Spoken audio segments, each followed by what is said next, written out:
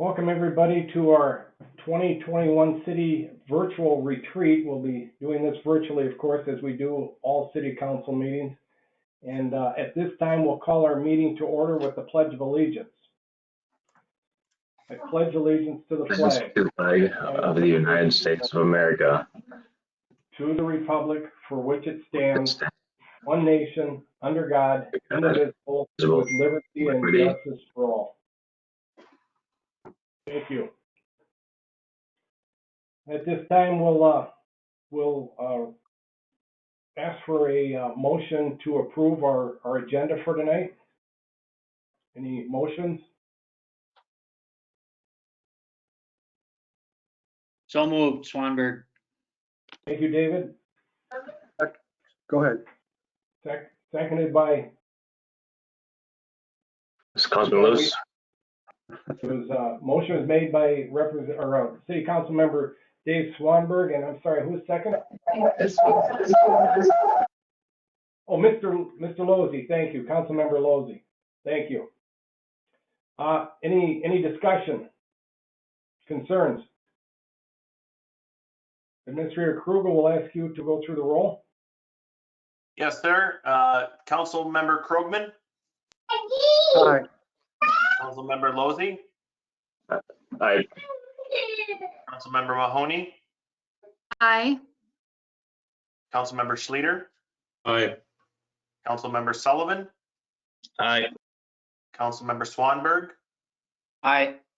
And Mayor Kirby. Aye. Thank you. Dempsey, why do you keep hitting me? Moving on to item 4A in your packet, city, we'll visit about the city code discussion, water and sewer connection, timeline enforcement. You all received this, a little bit of a briefing on this in your packet. I'm going to let Administrator Krugel and Director Kachera explain a little bit more about this. Administrator Krugel? Yes, thank you, Mayor Kirby, members of the City Council. If everybody's not familiar with kind of the format of these retreats, you know, this is a little odd and maybe awkward at times doing this virtually, but the idea is that we have kind of an open discussion about a few items, you know, the first one being this water and sewer city code. And to just kind of have a conversation with the ultimate goal with this one being that there's some direction given to city staff as far as how to proceed with a future ordinance that updates these two chapters in our city code. I'll start by kind of giving a little summary. We're currently working on evaluating chapters 52 and 53 of the Sueur City Code. Those involve water and sewers. Through a review, and we do have Public Services Director Kachera here as well, who can also weigh in about specific questions, but really he's the one reviewing it, making sure that it's modernized to our liking. And at the end of the day, we have a few questions because there is some inconsistencies between the two water and sewer chapters. And then also we have some questions about enforcement and how we want to proceed with a few items as they become relevant when we do a project next year with the CASA 36, that South Main project. So current code does not address specific situations, or the city has not enforced those. So I'll go into details about what that statement means. And then we really just want to have a discussion and get somewhat of direction about how we would like to proceed with this. And this, just as far as the format goes, we're not going to take any action tonight as far as, you know, voting on something. This is really just direction and just so there's no surprises at a future city council meeting with this item. So I've broken this up, and I think you saw from the memo, into 3 different discussion topics. So we'll talk about discussion topic number 1. It involves chapter 53 sewers. There's a clause that requires residents within the corporate limits of the city of Sueur to connect to the sewer system within 30 days if that sewer system is adjacent to their property. So what that means is that if somebody lives in town within the corporate limits, the official limits of the city of Sueur, and they have sewer going by their house, they are required per this section or this chapter of city code to connect within 30 days. If they do not, they would receive a misdemeanor each day they are not connected after the 30 days notice. So as you can see, that could result in numerous misdemeanors, and really the effectiveness of that in modern times is pretty low.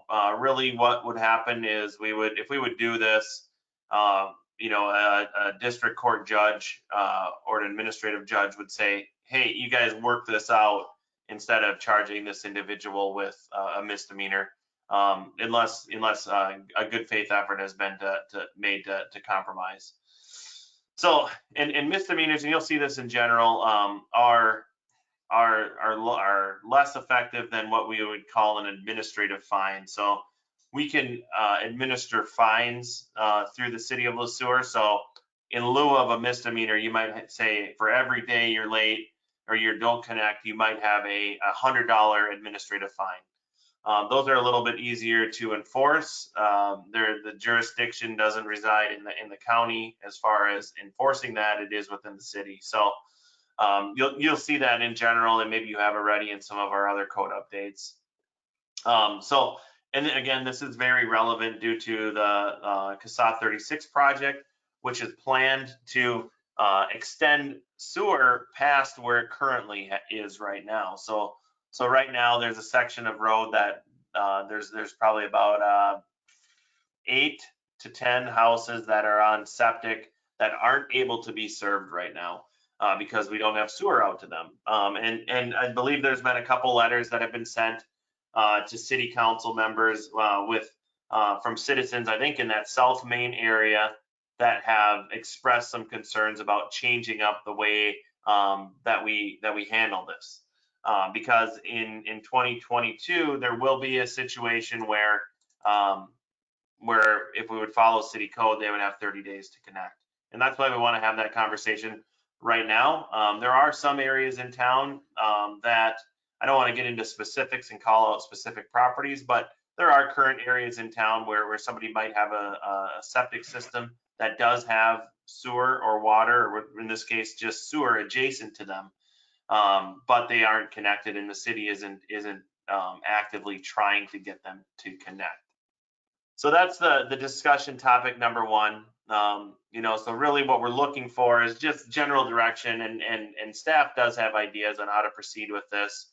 Because one, there are situations as described in some of the letters I believe city council has received where somebody may have had to invest, upwards of $20,000 to build a mound system to serve their sanitary sewer needs because the city didn't have sewer adjacent to their property. Well, now they will, and now maybe it's only a couple of years or 5 years, and that mound system hasn't met the end of its life where it needs to be rehabilitated.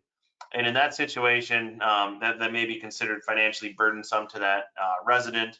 And that's what we want to be conscious about, because in some of these situations, they're very fluid and they change. We didn't know 5 years ago that we were going to be doing a project on South Main where we would potentially have a sewer system extension.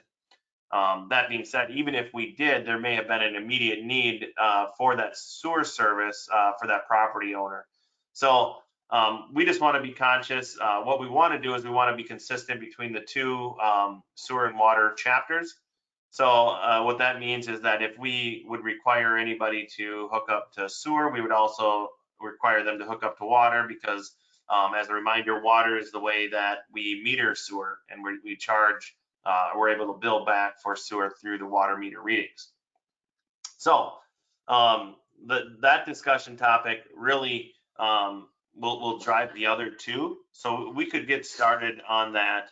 And really what we want to be from a staff perspective is conscious of the financial investment that a resident may have already made to put in a non-connected sewer system. And really, I think it's warranted to understand the principle of having a citywide sewer or water system. and people within the corporate limits of the city should be connected. That way it's a shared cost amongst everybody that lives in the city. But then also, finding a way to maneuver this issue where somebody that may be living in the city might not have had a sewer service available to them, but now they might in the near future. So a couple of things to keep in mind. If somebody would have to be forced to connect to the city sewer system or water system, they would, per city code, be assessed a sanitary access charge and a water access charge. So that's that sack and whack that I know everybody hears about, and we do have a forgiveness program with that through, I believe, the first 10 houses through the EDA that are built in town. But there is a sack and whack charge for each of those services at $3,000 a piece. So we're talking potentially, if we would follow city code, it would be $6,000 to connect to sewer and water. And then there would be a cost to connect the actual, the sewer main to the house. So the service lines, the water and sewer service lines would need to be constructed and connected to the house. And there would also, potentially need to be some internal plumbing modifications to accommodate that new system. So, where the current sewer system exits the house might not be exactly where it should exit if it's going to be connected to the city system.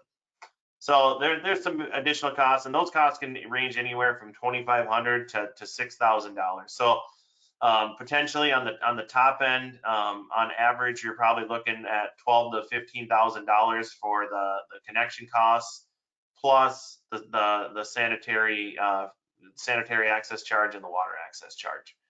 So a significant amount of money, especially if somebody just recently invested $20,000 or so into a mound system that has a life of 20 years or something like that. So we want to be conscious about that.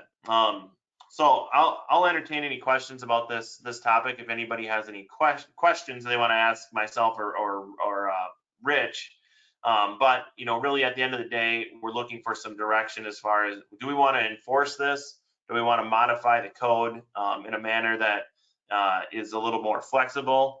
Do we want to consider waiving sack and whack and potentially developing a payment plan for people to hook in? So what that would look like is, waiving the sack and whack fees for existing residents, and then let's say it's $3,000 to hook up to our water and sewer system, and we could run that through our utility billing and get them on a payment plan to pay that back over a predetermined amount of time. So we have a lot of options, and really we want to be as flexible as we can. I know, and hopefully Councilmember Mahoney doesn't. I think this happened to them when they purchased their house, where they were forced. Their septic system was not compliant, and at that time there was an adjacent sewer and water, so that's what they ended up hooking up to. So in an ideal situation, those septic systems would fail and we'd be able to hook them up, but in some cases that might not be for 20, 30, 40 years. So I'll entertain any questions, and really what we're looking for is just a little direction as far as how we'd like to proceed with this type of activity. Mr. Mayor, this is Councilmember Krogman. May I speak with the administrator about this? Yes, sir, please. Jasper, I'm going to try to outline some questions I think that'll help everybody frame this.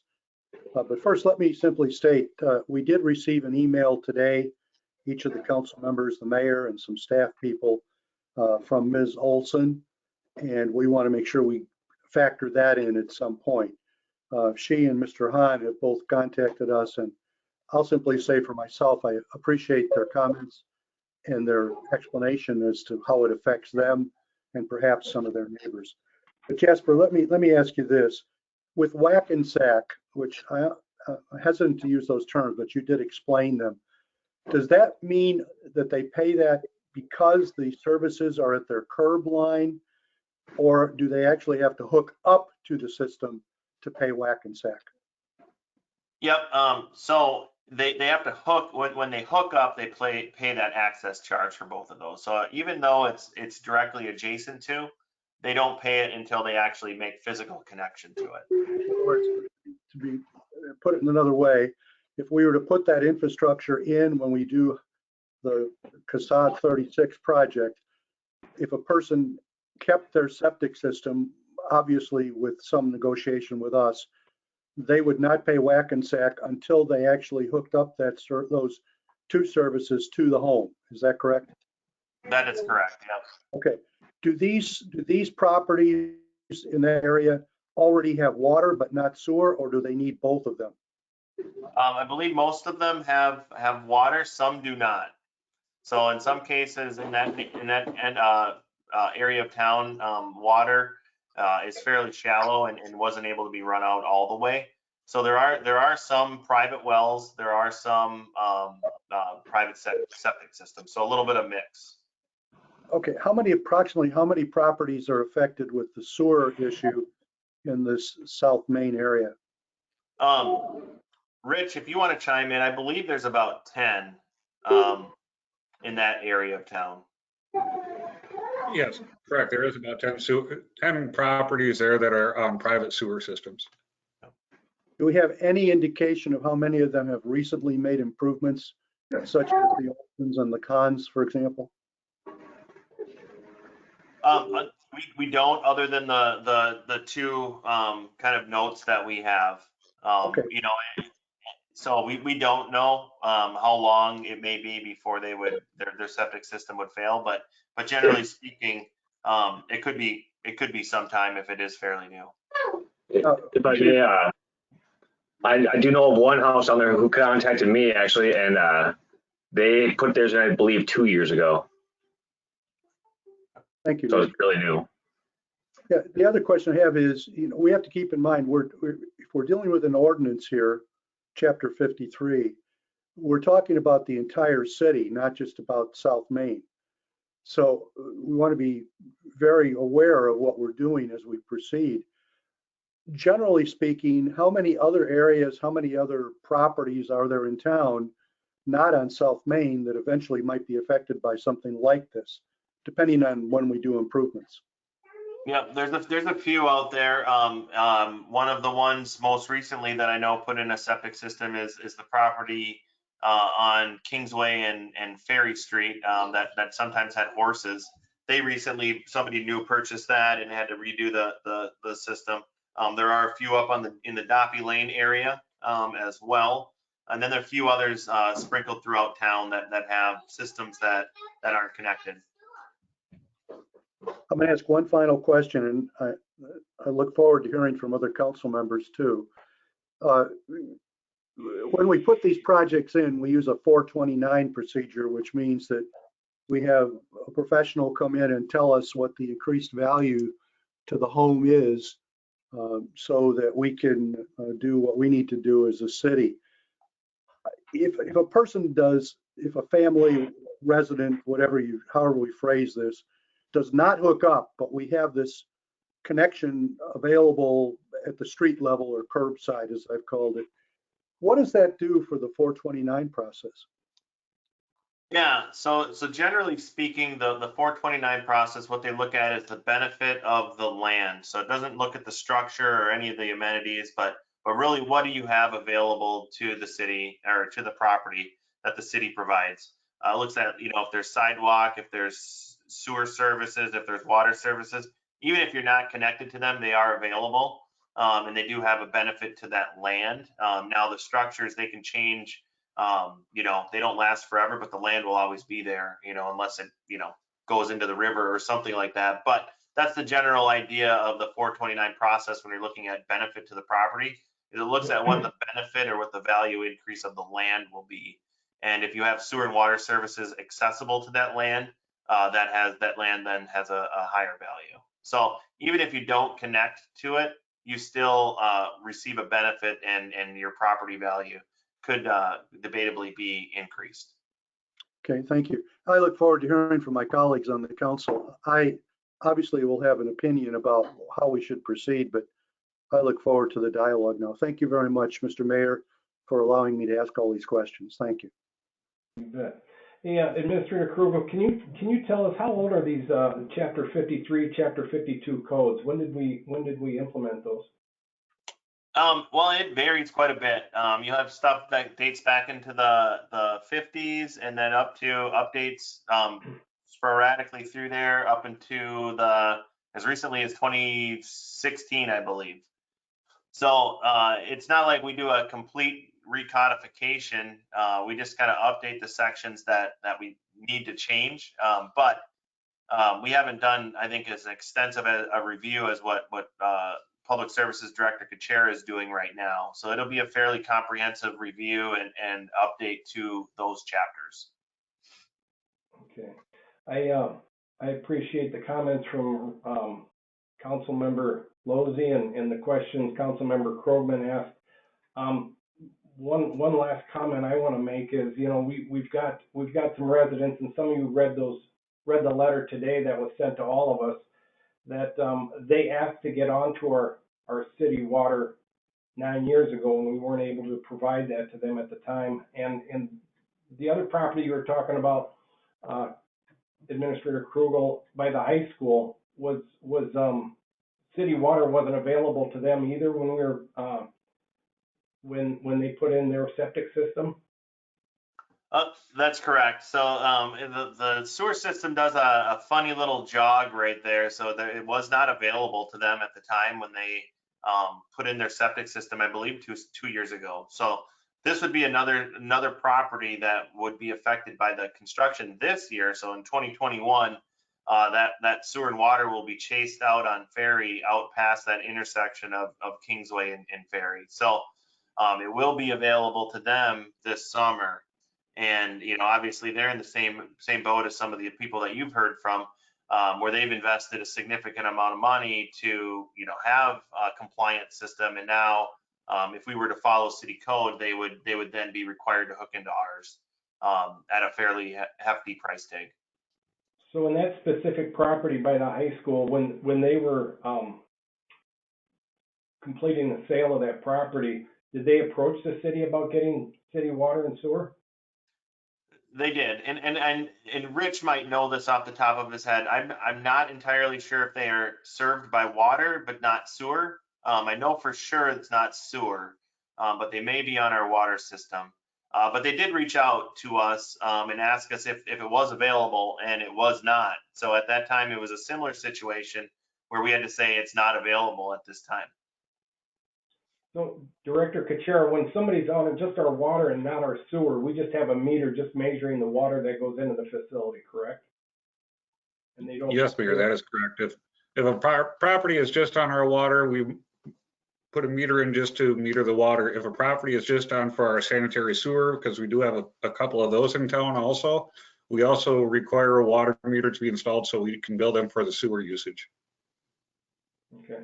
Mayor Kirby, do you mind if I add one thing to clarify something that Councilmember Krogman said? When we were talking about the sack and whack charges, I think it's so important to everyone to be clear that that is just an access fee to basically be able to connect into our services. The homeowner is still responsible from getting the service from their home to that line. So I don't want people to think once I pay that fee, then the city hooks me up. It doesn't work that way. It's the homeowner's responsibility to get that line from their house to where we have that connection. Okay, thank you. You're welcome. And Mayor Kirby, if I may bring this up, so last year in 2020 in the CASA 22 project, we did we have water now stubbed to a commercial property that per city code needs to hook up. So we already have a property that this addresses, and we are talking about many more. Okay, thank you. And anybody else have any comments? Anything you want to share? I find it very challenging to mandate this to some of these property owners that just invested a lot of money into an alternative wastewater plan, and there's got to be some type. I know Administrator Krugel addressed some options we have with the whack and sack charges that we can possibly waive those and help finance some of these hookups. But I'm wondering if we could reach out to some of these residents and see if they would, you know, if we could maybe come up with some type of understanding with them or expectation and kind of see where they're at with things.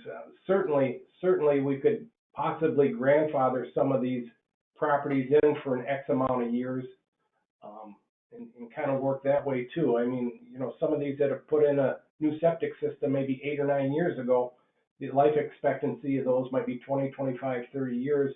We could consider that type of, you know, that type of mechanism to measure what our expectations are as far as hooking in.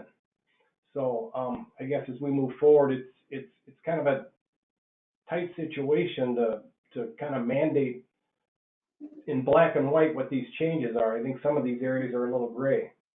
I know Council Member Schlueter, you've had contact with, you're down in this area and you've had contact with some of these residents. Do you think this is something that some of these residents will work with us with? I think we are going to have to get a list of every property that does not connect right now, and we're going to have to look at them case by case. Mayor Kirby, Councilman Luce, can it just be amended that when these septics are just out of compliance, out of code, that they are required to hook up at that point? So instead of being able to replace it, they can just hook up at that time? Absolutely. We can mandate that they can't repair or fix any septic systems, and I mean, they can maintain them, I suppose, but to replace one, I would urge that the council would mandate that they then hook up to the city sewer and water. Rich, you want to speak to that at all? Do you have any idea, Mr. Kuchar, how old? I mean, some of these properties are some of them looking at probably making improvements to their sewer system in the near future. I have not heard from any of the property owners that they are looking for any options, because most people are, as long as it goes down the drain, we're pretty happy. The option of having it out in front of them does appeal to most, as long as they don't have to pay until they need it. And that, I believe, is what Councilmember Lucy brought up, is that if it's available, and then if they need to, if their current system fails, they try to get a permit from the county, then they have to check with us. They have to check with me. I have to sign off on either a private septic system or a private well that is drilled or installed in the city limits. And once we get that request, then we could tell them that, oh, you have city services available, you must connect at this point. Yes. Thank you. Mayor? This is Councilmember Krogman. Please.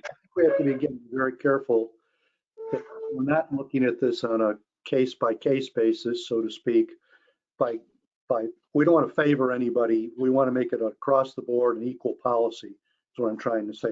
I'm not disagreeing with Councilmember Schlueter that we shouldn't talk to these people, but my point is we need to have a rule that applies to everyone, not just on South Main, but anywhere in the city, both regarding water and sewer. In that regard, I do think we need to do what Councilmember Lozey is suggesting, and that is get some kind of a rule in here, a regulation ordinance that says when people replace their system, at that point they'll be mandated to hook up, but not before. And clearly, Chapter 23 needs to be changed. I don't want to be involved in telling people they have 30 days. We're going to give them misdemeanors or administrative fines. That makes no sense whatsoever under these circumstances. So that's what you're looking for, Jasper. That's the opinion you're looking for. Yeah. Maybe you didn't want that particular one, but you got one. So Yeah. Feel free, anybody else, to chime in, but here's what I'm hearing, and if you have an aversion to this, definitely speak up and let us know, because this will kind of guide what you see as a city council in the near future regarding this. But what I'm hearing is that, so on a project like CASA 36, what we'll do, we'll put the sewer and water in. What then we'll do is we'll put in curb stops, and valves so that those services aren't in the road. So let's say somebody wants to hook up to the service, they don't have to tear up the road at that time. Those connections will be in the boulevards. And then as their systems fail, so that we'll have to approach it in two different manners, the septic system versus a well, right? Those are the two components that we're kind of competing with here as a city. When those fail, then they would be required to hook up. So it'd be kind of a, we're ready for you to hook up. If we're doing a street project, we'll prep your boulevard and your connections so that you can hook up when you need to. But we're not going to force a hookup. We're just gonna, as things fail, then you have to hook up. You have to pay the full sack and whack like everybody else, anybody else would. And then you would also be on the hook for having to, pay for the service line going from the curb stop and the valve to your house. Is that generally what I'm hearing as far as the direction goes for something like this? One other thing. I'm sorry, I think I missed something, Administrator Kugel. What did you say about the whack and sack when the system fails? So they would still be on the hook for paying the whack and sack. And the other direction could be is if the EDA wants to, participate in any forgiveness, or the city does, that could be part of that program. But we don't really know when this could happen. This could be in 2 years, 5 years, 10 years, when somebody hooks up. So that program may or may not be around in 10 years. We don't know. So, as far as city code goes, that probably wouldn't be anything related to sack and whack fees. That would be kind of an internal city council policy as opposed to code. But as far as sack and whack goes, the way that we would implement it right now, unless there's a policy change, would be that they would have to pay that sack and whack charge. Would that whack and sack charge, could we use that as an incentive for somebody to do it now? Yeah, I mean, anything is possible. Are you suggesting that if we would have them hook up now, we would waive the sack and whack, but if they waited and we waited until the system failed, that then they would have to pay it? Is that something that? Okay. Yeah, I mean I'd say that's an internal policy that we could work on too, on top of the city code, if that's something we want to look at. And then real quick, I know some of you have other questions. What about the sale of the property? Would we recommend then that if there's a sale of that property that the new owner would hook up then? Yeah, so that would be something that we could address. So when a property is sold, it generally requires a septic system inspection. And at that time, the county inspector will determine if it's in compliance or out of compliance. If it's in compliance, they might recommend that you then get on a schedule where you get it inspected every 3 years or something like that, depending on the quality of the system. If it's out of compliance, then you either have to hook up to another system or build a new mound system. So I would say that, when a property is sold, I think if it's in compliance, that would transfer. If you could say that if it's sold, they automatically have to hook in, and that's the cost. But at the end of the day, somebody's going to be paying for that, either the homeowner or the buyer, or the seller or the buyer for that. So it would be an added cost, probably add, that $12,000 to $15,000 potentially to the sale of a home. Mayor, this is Member Schlueter. Yes, sir. I would recommend that on the sale or transfer of a property, it has to be compliant to city code. Also, if it became non-compliant or failed, it would have to hook up. And I do like the idea of offering incentives for the hookup to just get it done now. Councilman Swanberg, I would agree 100% with Council Member Schlueter.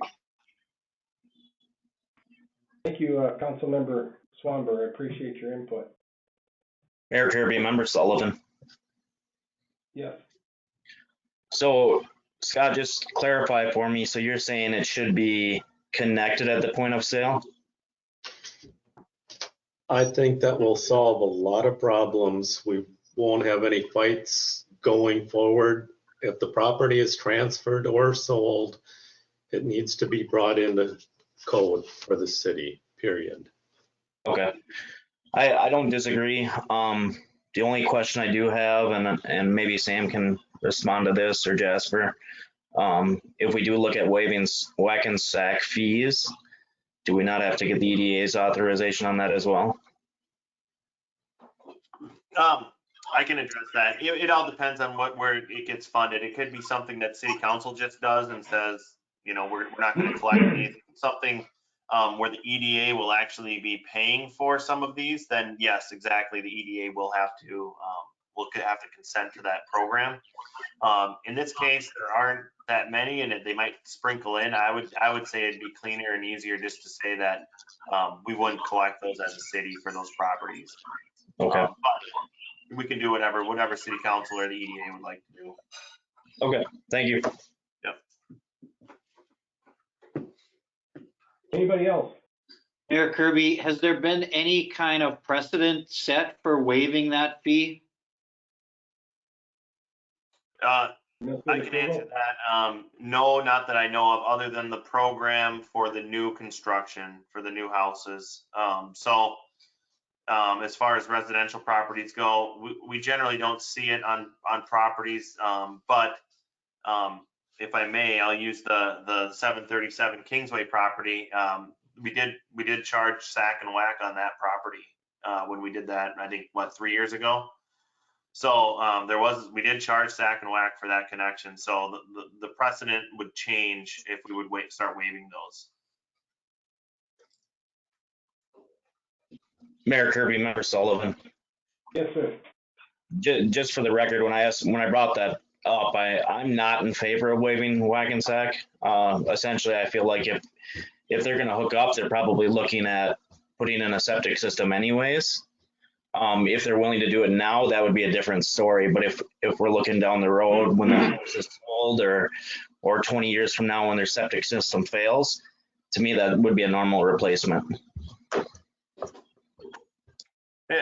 And maybe an incentive means that we have some favorable financing and things like that, some maybe 0% financing for 10 years, or maybe it follows the bond payment schedule that we have, similar to what we've done in the past with new sewer and water services, or replacing sewer and water services on construction projects.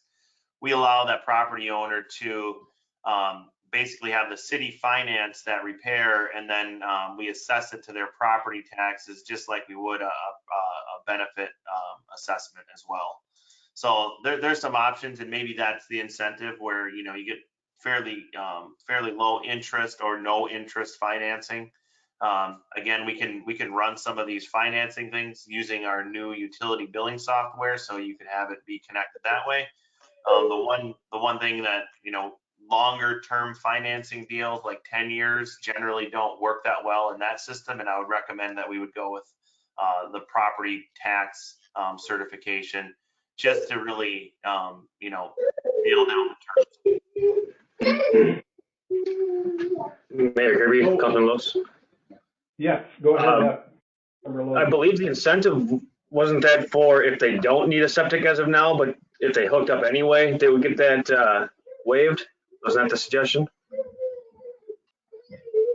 Yeah, I believe that was one of the options, was that, okay, yeah, stack and whack would be waived if they had a septic that maybe was still in compliance, but then they hooked up during the construction project. Okay, thank you. And just to be clear, I'm in favor of that. I'm just not in favor if they put it off.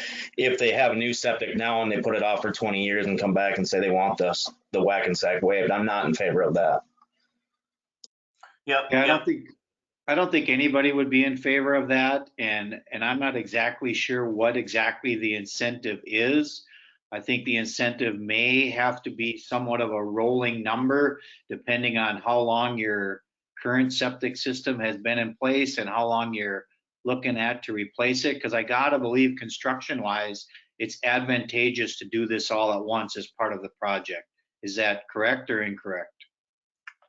That is absolutely correct. And we get actually a pretty good deal when we get multiple properties on a project to do it. We actually bid it out as a line item to do this during these construction projects. So on the CASA 36 project, we'll estimate how many water lines that are lead potentially and sewer lines that are made out of material that doesn't meet city code specs. And then we'll put that in the bid numbers, and then the contractor will have to provide that service at a certain amount of money. And generally speaking, that's better than if you as a homeowner would go and do it on your own and get a bid from a local contractor or somebody. So you get a pretty good price compared to by doing it with everybody else. Thank you. So if I could Mayor, summarize. I have a clarifying Go ahead. question. Yeah, go ahead. Jasper. Councilmember. So we kind of have two different scenarios. One, it's the properties where infrastructure is going to be built where they haven't had access before, but then I think it was also said that there's some properties within city limits that have had sewer connection capability for quite some time, but have not connected. Are we treating those properties the same and giving them the same benefits? Yes, I can answer that. So we didn't specifically address it, but yes, I would say we are, if it's in city code and written that way, we would address them both the same. So if there's a property that has sewer and water adjacent to them, if you don't have a project there, there isn't probably a mass breakdown or a quantity breakdown or a quantity reduction in price. But there are so few of them. I think probably in the whole of the city, there's probably in between 5 and 10 other ones that are on South Main that we could work with them and follow the code and whatever policy the city council adopts related to coming into compliance and any sort of incentive. So I think it would be kind of a one-time reach out to them, make the offer. If they don't choose to use the incentive, they're on the list, and if we have a project there in the future, we'll stub those services into their property, and then when they want to, they can connect. And then if they do connect, then they would have to pay the full sack and whack at a later date. And just to take that a little bit further, if there's a sale of the property, as long as the septic system is in compliance, they're allowed to keep that until it needs to be replaced. Then they will have to be in compliance, correct? I think that's where we'll start, is that when and we can always change it, but if the property is sold or is transferred, we would then require them to, if available, connect to the city sewer or water services. Okay. I think That's very good discussion, very clear, and I think we got some good discussion. I'll move on to discussion topic 2, which will be a lot shorter, I believe. We're kind of building it into water as well. But right now, there's no clause in city code that requires somebody to hook up to our water system if they're adjacent to it. And there's an obvious challenge there because we bill sewer off of water, and if we require sewer, we have no way of billing off of water except if we put a meter on their well.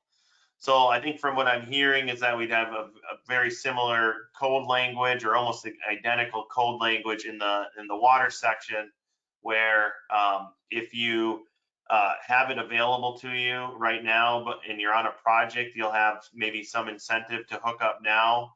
Water's a little different because wells generally we don't want them in our city. Because we have our own wells that we want to protect and keep nitrates and other nutrients out of our well field. So there are programs at the county level that can also, and state level, to help you seal a well and provide some incentive to do that. But I would say that the water would generally follow the sewer city code, and if a project's there, we would try to incentivize the water hookup. If there's a well somewhere in the city, but there isn't a water connection, that we would then get them on a list, and if we would do a project in that area, we would then allow them to hook up at that time with an incentive or note that they would have water stubbed in. So almost identical to what the sewer is, but with water. So I think that's fairly clear to staff. The third discussion topic is utility services outside the corporate limit. So right Jasper, now, can I make a comment on the water? Yeah. This is Mahoney. I just want to say for wells, if the well is in good condition and yet they connect to city, then they can keep that well for garden and lawn purposes. that is correct. Yep, that is correct. Okay. And we actually have quite a few of them. If anybody wants to look and see how many wells we have in our city, you can go on the county well index and you can look at a nice web map that shows where all the wells are in town that they know about. There's probably some out there that you don't know about, but all the ones that are known and documented, you can see it. And that's absolutely correct. You can use those wells as long as they are in compliance for irrigation, things like that outside of your home. Good point. Thank you. And so moving on to the third topic is utility services outside the corporate limits. What some cities do is they offer these utility services if they are available to properties outside the corporate city limits. And you might ask yourself, well, when does that happen? We're not even serving everybody in our city limits. And now you're talking about serving people outside the city limits. There's a few areas of town where we do have water and sewer that are directly adjacent to land that's not outside the city, or that's outside the city limits. One of the examples is a house that you maybe saw constructed in the last year directly across the road from Toppers and Trailers Plus off Doppy Lane. That property is outside the city limits, but they do have sewer and water directly adjacent to them.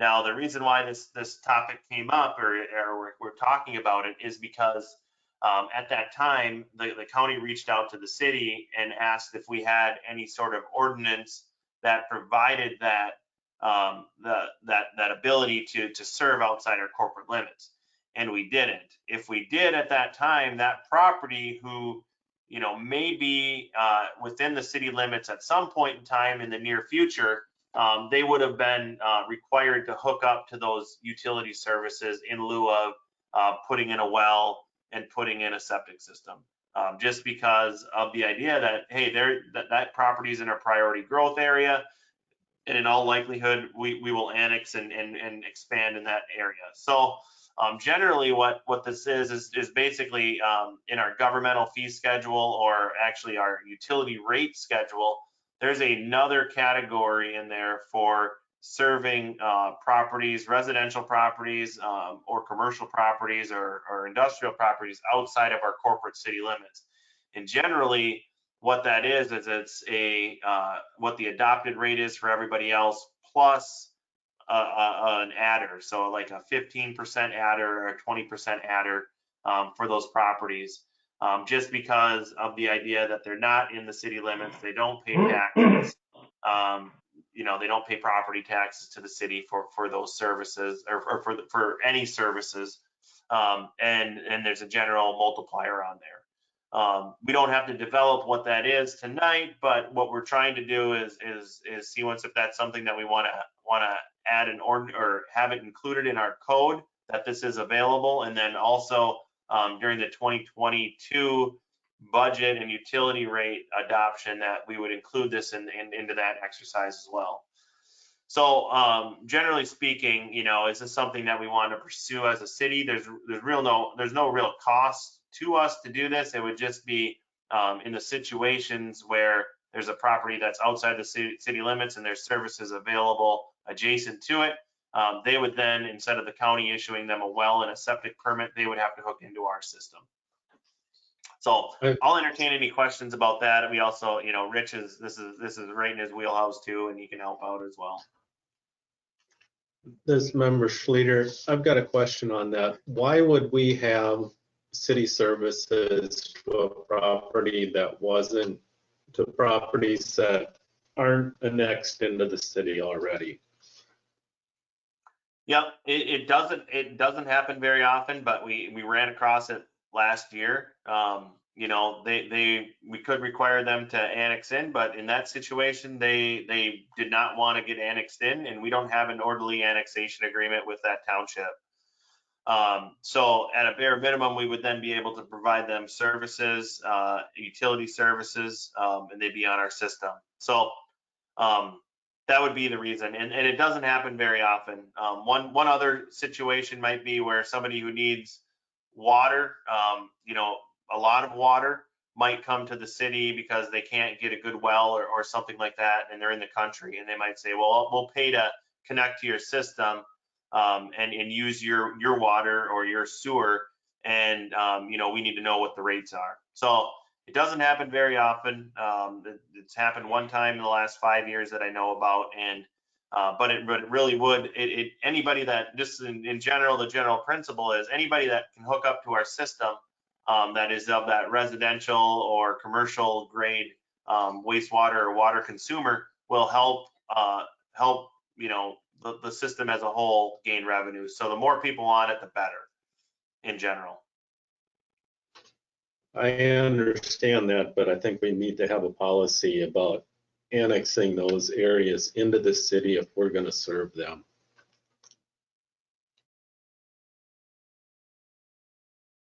Very good. Any other questions or comments?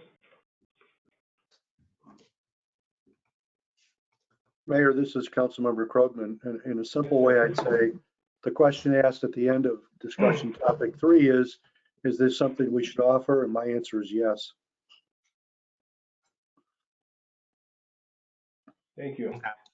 Well, we can I'll see you once we can see if there's a way to have the option at least be there for in ordinance, and then if we choose to adopt a fee schedule or a utility rate schedule that includes this, that's separate action altogether. So we can look at it, and I think Rich probably has enough information to craft something up for city code.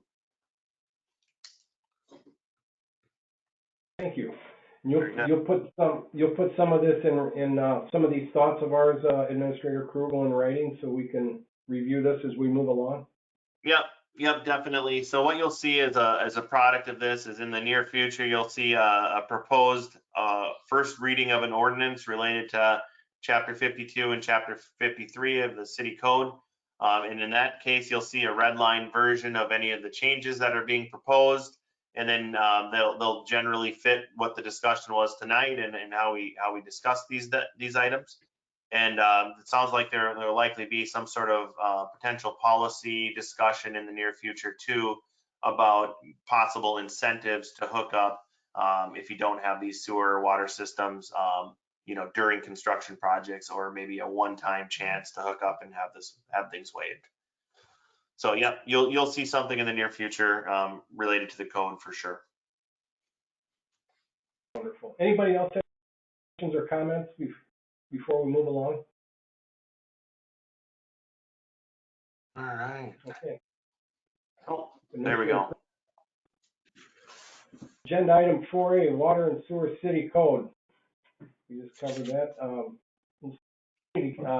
Their planning discussion. This is item 4B. Administrator Krugel, you want to start us off with that? Yeah. So the Sueur Community Center planning discussion. So I'll kind of go through this, and we have a lot of things to kind of talk about with the community center. I think everybody was probably anticipating a conversation this year. The Sueur Community Center obviously provides wellness opportunities for the general public if you're a member at the facility. I think everybody's aware that the pandemic has affected operations over the last year, so we've been opened and closed periodically throughout 2020. We really tried to balance it out so that we wouldn't have the community center go further into deficit during that pandemic, and I believe we achieved that. We're going to find out here pretty soon, but it's pretty close. And then the 2021 adopted budget has closed the indoor pool, and the direction has been to use this year as a planning opportunity.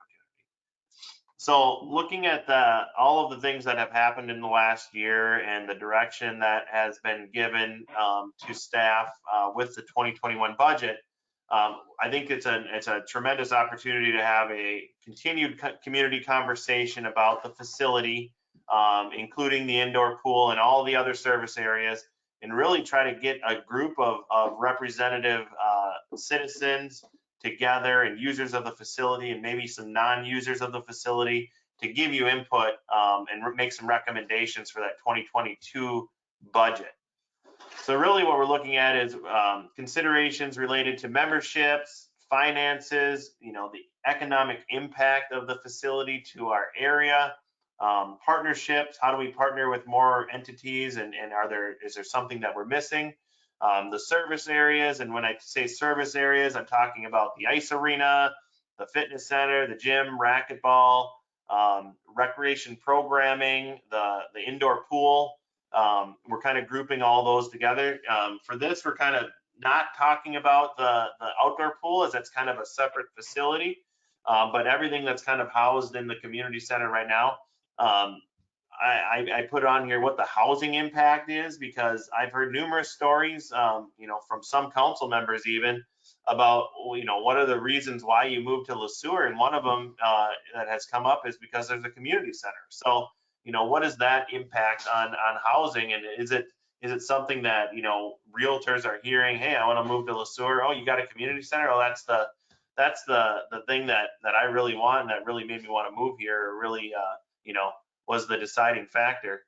And then really, piggybacking off the finances is what's the tax impact? What are people paying just in their general taxes for the facility before you actually sign up and you're a member? So making sure that all those things kind of balance out and are discussed. One of the things that we've done over the last year is develop these metrics for the community center that have opened up a whole new world of discussions and understanding about the facility and its finances. So having a group together, and I think you kind of are anticipating what the proposal will be here. But really what we're looking at doing is forming a task force. So the city, the mayor has the ability to form task forces. The most recent one that has been done was the task force on utility billing, where the mayor formed that task force, and I believe we had 3 individuals come in, and we kind of went through the whole, why are our sewer rates so high? Why are our water rates where they're at? And where are we competitively with all the other communities regionally?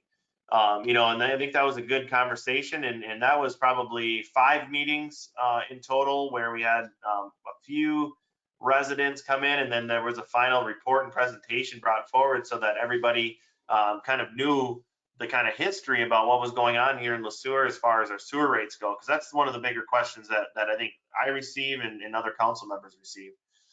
So what we're looking at is potentially having a task force, a mayor's task force on the Sueur Community Center, really just to gather information. So forming the task force, gathering information, performing a visioning exercise and consensus building, with the ultimate culmination being a recommendation to City Council related to the 2022 budget. You'll see a timeline in a little bit farther down the line in the presentation, but I think we can get it done. I think it's fairly achievable. But I've kind of thought about different demographic groups as far as what would be representative of the community, the city of Sueur, and the users, and maybe non-users again of the facility.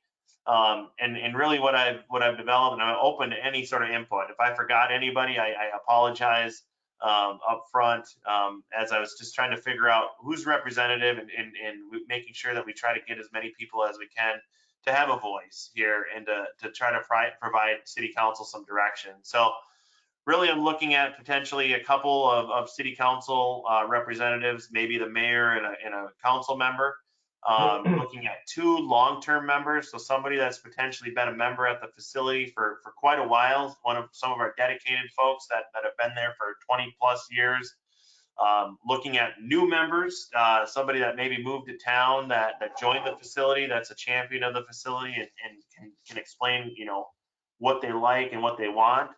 Potentially young families, 2 silver sneaker members, so representing that demographic of our senior population that uses the facility. And then really this is kind of where it gets a little bit different than I think what we've had in the past. And really this stems from that. If you remember back in June, I had a community conversation about the facility as we're going through some of the COVID changes and closing things down and not opening the indoor pool back up for financial reasons. I heard from a lot of non-members that live in the community that had a lot of questions and didn't really understand what was going on at the facility and how it was funded and those types of things. So I think it's also important to get their input on this as well as, really the majority of the people that are funding the facility aren't using it. And I want to know why. I think everybody wants to know why that is. And maybe that's something, an area that we can improve on and potentially get some of those non-members to become members. So a couple of the demographic groups there were 2 non-members that are long-term residents that have lived in town and never been a member of the facility. And then maybe 2 non-members that are young families that have moved to town recently or have been in town and aren't members and kind of finding out why they aren't and what maybe we could do to get them to be members. So and then obviously the appropriate staff members, Allison Watkins, the recreation manager, Rich Kuchera, again, the public services director. I anticipate myself kind of being the facilitator of this discussion, if that's the direction given. But really, having that conversation with the community and trying to figure out some of these big questions that we have at the facility. And next I'll go in and feel free to chime in. I'm going to go into each of the different kind of areas, the task force formation, the information gathering, visioning exercise, and kind of talk about what those potentially could be. And again, this is just the first draft idea. If there's something that I missed or you think, oh, geez, this is very important, obviously this is we're building this all together. So as far as the information gathering, what would that consist of would be you'd form the task force, and the task force would look at those key areas that have been identified: the memberships, the finances, the economic impact, partnership, service areas, housing impact, and tax impact. And what the ultimate goal would be is for that group to perform a SWOT analysis. And I'm sure everybody is familiar with this or maybe has done this in a past exercise, but really you're looking at strengths, weaknesses, opportunities, and threats to all of those areas. So, looking at memberships, what are the strengths, what are the weaknesses, what kind of opportunities do we have, and then, what kind of threats do we have as a facility related to those things.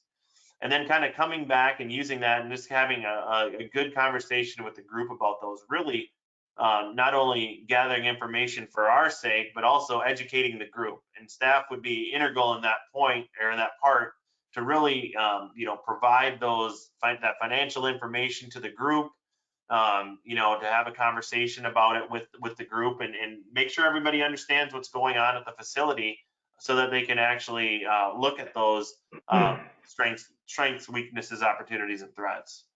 So at the end of that, really, I think it's important to have a task in hand for each of these kind of phases of the task force, and really completing one task or one phase, you complete the task and then move on to the next one.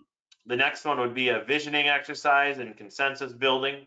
We'd work with the task force to develop a Sueur Community Center community vision. So this would take into account all of the other items that we did the analysis on, the SWOT analysis. It would look at the current budgets, because obviously I think if you're very passionate about the community center, you're going to want to, if there's no top end to the amount of money that you're going to spend, you're going to obviously exceed the means of the city to actually do a project. So taking into consideration the current budget, the current funding levels, the current tax contributions, and then also pairing that with future expenditures for any addition or subtraction of service areas. So, what that really means is having being realistic as far as what we can accomplish with the visioning exercise, and not really saying, oh yeah, you know, we want to build a whole new facility and we want it to look just like Shakopee's, you know, or something like that. You know, that's obviously not feasible right now for our community to do, because that would have an enormous tax impact that I think would drive that to not be feasible. Looking at the financial considerations, again, the service area metrics, and then the tax impact considerations. You know, what that tax impact, what percentage of our taxes are going to the facility, and what do we feel is reasonable? You know, really those, back to the service area metrics, it's coming up with what do we feel is a reasonable revenue to expense ratio based on the market that we have in the area. So going back and using the 2019 numbers for the indoor pool, you know, it costs, let's just, I'll use round numbers, $230,000 to operate per year, and we bring in $32,000 of revenue.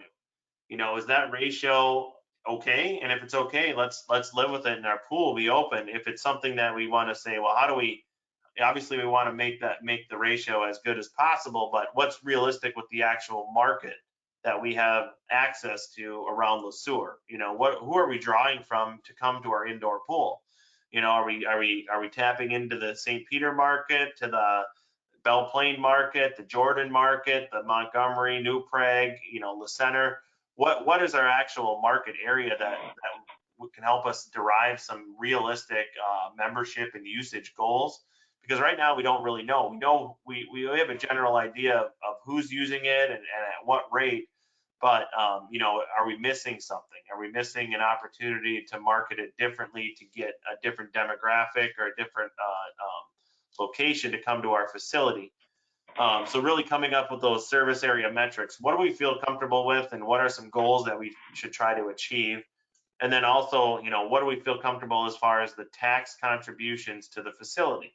You know, what does that range look like? You know, looking at what we have for our general levy versus what we get through memberships. So coming up with that through the visioning exercise, coming up with some realistic expectations and recommendations for those service area and the potential, and also including potential project partners. So right now, you know, obviously we have the school district that we partner with occasionally.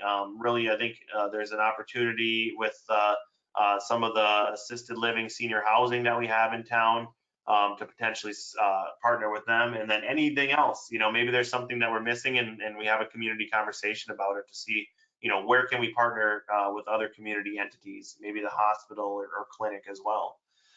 So looking at that and what we really want the facility to look like in the next 5 or 10 years, and doing the visioning exercise, and build a consensus with that group, what we feel okay with the idea. Ultimately, city council has the final say in adopting a budget that staff will then implement to achieve some of these goals.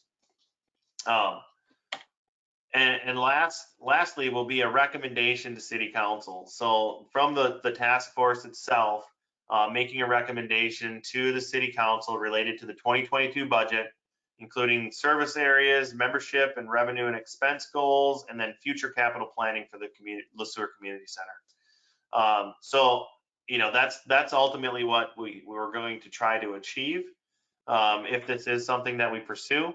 And really, you know, March 15th, what we're looking for is getting the task force populated, and then really setting up some bi-weekly meetings starting in April. And you know, these will be in person, on site. I think it will be useful to have meetings on site, and, you know, pending any you know, on site at the community center, since that's what we're talking about. We can do a lot of things outside, depending on what's going on with the pandemic and what the best practices are.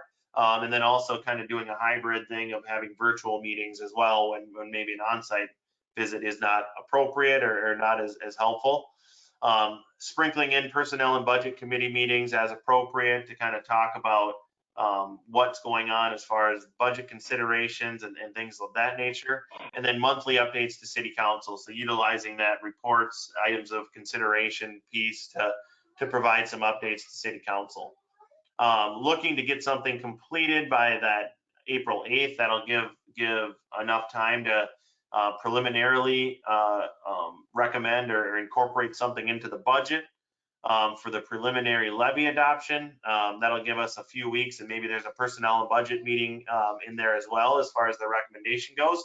But really, we're talking about 5 months to get there, and then basically 10 meetings, I believe we can get it done in. But really, it's going to be quite challenging if this is something we do pursue because of the demographic makeup potentially of the task force. There will be competing interests, and that's by design, just to have meaningful conversations about the facility and making sure that the constituency of the city is well represented.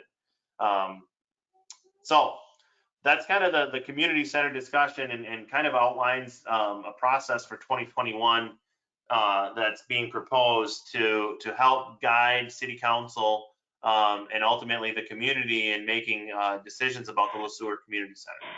And it's something that maybe doesn't stop on September 8th, and maybe there's some additional tasks that are warranted after more discussion and analysis occurs.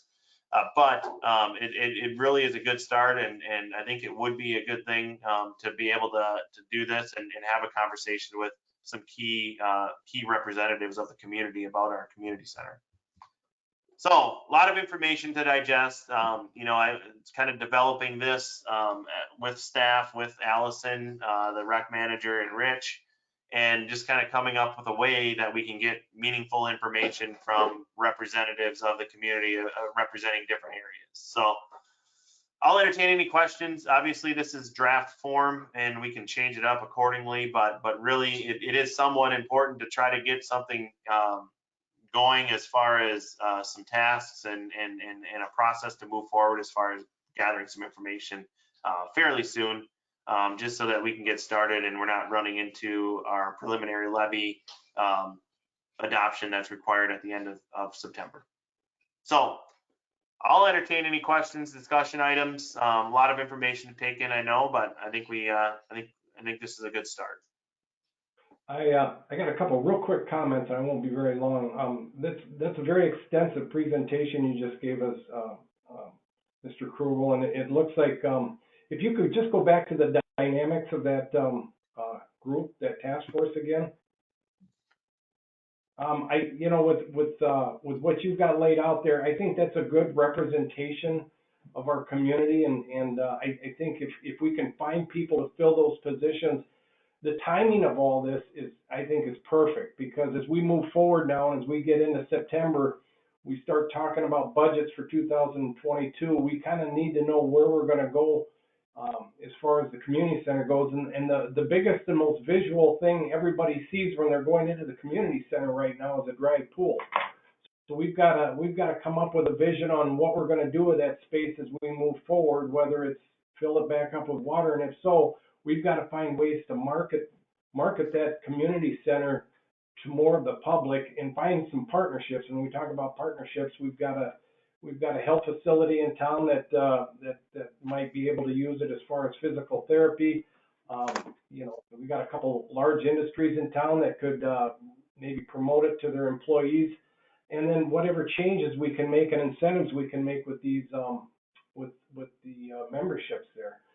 So as we move forward, I think if we get the right group together, there's lots of good things we can do to get the community center amenities running at full capacity. And I know Councilmember Sullivan, he and I met with Administrator Krugel earlier this month, or I think it was the end of last month. And I think if I'm speaking correctly, Representative or Councilmember Sullivan, would you mind being on a task force with myself? Yeah, I'm fine with that if that's what you wish. Yeah. So with that said, there would be myself serving on there and Councilmember Sullivan. If we could get help from the rest of the council or the public, if anybody reaches out to you to fill in some of these other dynamics with this task force, I think we can have real success as we move forward. So anybody else have anything to add? Mayor Kirby, Member Sullivan. Yes. Hey, Jasper, do you know, have we reached out to any of our current membership about this yet, or is there an intent that somebody will reach out to some of our members, or how do you plan on populating that list? Yep. So there hasn't been any attempt. I didn't want to, start that until we have this conversation tonight. Obviously, we were planning on doing it in February, but this has been postponed. So, but no, we have the ability to send out blast emails to members, letting them know about this, and if they're interested, to let us know. And I can facilitate that and really talk about, the key demographic areas. And really that's what you're going to be assigned in the task force. And that's who you're going to be representing. There might be people that transcend multiple groups, but at the end of the day, that will be useful. But really we want to make sure that each of these kind of core groups are represented, and there's things that are being said from each of those groups. So, it'll take somebody that works well in a group setting and doesn't mind sharing the way they feel. But at the end of the day, also having an open mind so that we can consensus build and actually accomplish some of these tasks, because that's the ultimate goal, that we don't get to an impasse and all of a sudden, we get people that don't want to spend any money, and then you get people that want to spend all of the money, so having open-minded individuals that work well in a group setting, something like that would be what we're looking for. And obviously we can reach out, to all members that we have. Agreed. And I guess I asked, when you put that out, that you emphasize that, it's really driving the future of the community center. It's not, I think that's the important part, is that we want to emphasize that we're looking for the future. Yeah, and I'll add, if that community conversation that we had in June, I believe, was any indication, there's a lot of passionate people in the community about the community center. So I don't think we'll have in all of these demographic groups that we have here, there's passionate people. So I don't think we'll have any problem finding people to participate. So. And these will have to be public meetings as well. So, if somebody wants to come in and observe and they definitely can. So it'll be an interesting thing. Mayor Kirby, I think it would also be very important that you specifically have a member of the ICE Association on this committee, and also a member from the school district. The ICE Association is probably your biggest purchaser in there, and I would hate to have them be left out. I couldn't agree with you more. It'd be good for them to have some representation along with the school district. If you could kind of add that, Administrator Krugel, to our task force formation, I'd appreciate it. Yep, that's good. I don't think it would need to be two of each. If you had one from each of those areas, that would be fine, Jasper. Yep. And if Councilmember Swanberg, if you don't mind maybe helping us find somebody to represent those dynamics of the community, we'd appreciate it. Already on it. Mayor, this is Councilmember Krogman. Yes, I have a couple of comments, if I may. First of all, I think we all need to understand and make sure the community eventually understands the strides that have been making in the last 4 to 5 years with understanding what goes on at that community center and how important it is. I'm talking about knowledge of its operation and about its finances. We've been as transparent as we can be, but there's always more to be done. My second comment is that we need to fully understand where the sources are for funding that community center, and that can be made clear by the task force. Third thing is, I think very briefly, if somebody could put a little bit in the report that would come out about the history. Where did this thing come from? My understanding is it started with the Green Giant Corporation, but I think a little bit of history would help us understand better where we are now. Marketing needs to be a big part of whatever comes out of recommendations from this task force. And I guess the other comment I'll make is, I think this is a very ambitious timeline. I would hope we can do it. It's going to take a great deal of effort. There's a lot on the plate here to be looked into. And when you have this many people involved on a task force, your first problem just could be getting them together, trying to find a time when you can get 16 people in one place, or in some way even on a virtual. So I think those are some challenges that will have to be there. You got to get people that really commit to it, is what I'm trying to say, because it is that important for our community. And finally, I have one question. Where is RPAC in all of this? Where is our Recreation and Parks Advisory Committee? I don't see them involved in this. I'm not saying they should be, but I'm just curious why that hasn't even been mentioned. So I'll leave it at that. Yeah, if I may, great question. And I toyed around with the idea of using RPAC as kind of the vessel to do this exercise. And you know, obviously RPAC is a smaller group, you know, and it's the members of it aren't, I guess, representative of the demographic groups indicated here. There could potentially be an RPAC input, or they could participate in the actual meetings itself, or they could be invited and participate in that manner. I'm not sure. I don't think it's entirely necessary. I think we have,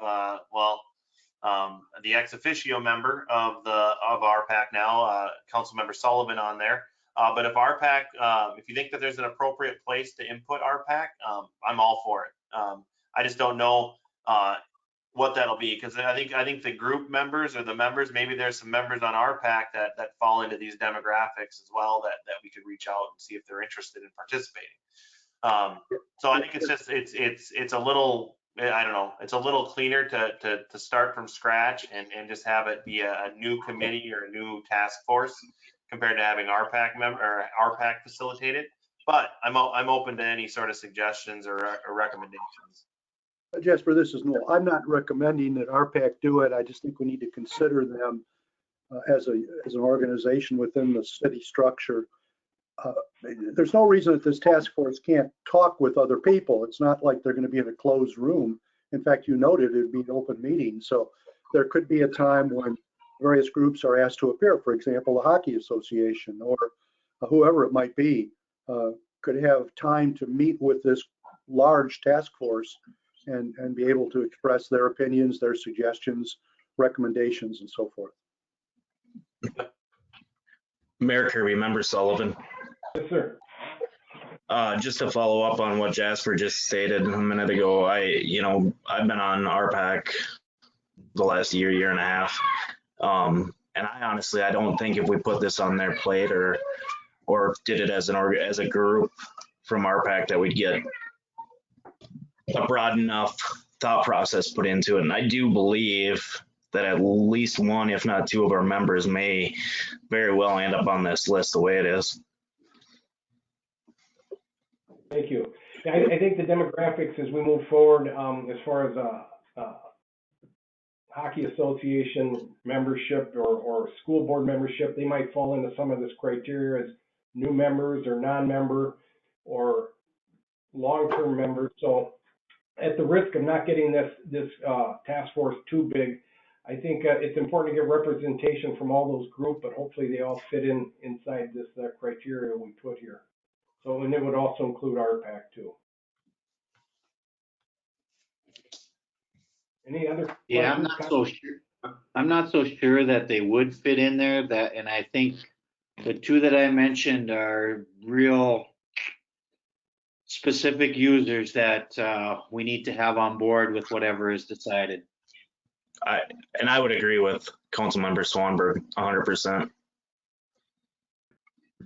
Okay. I'm delighted to have them a part of this group. I think it's important to have them a part of this group. I just worry a little bit that it gets too big and then we don't get anything done. So, but as we move ahead, I think it's important. Completely understand. Thank you. So, Councilmember Swanberg, you reach out to me with some names as we move forward with this. I'd appreciate it. Can do. Thank you. And Councilmember Sullivan, you as well as far as RPAC goes. Thank you. Anything else before we move on? If Mr. not, Mayor, we'll move on to, Mr. Mayor, this is Councilmember Krugman. Can I Yes, sir. suggest we take a 5 or 10-minute recess? We've been absolutely. going quite a while. Heavy thinking. We'll check back in at 6:25. All in favor? Aye. Aye. Aye. All right. We'll be back at 6:30 at 6:25. Thank you.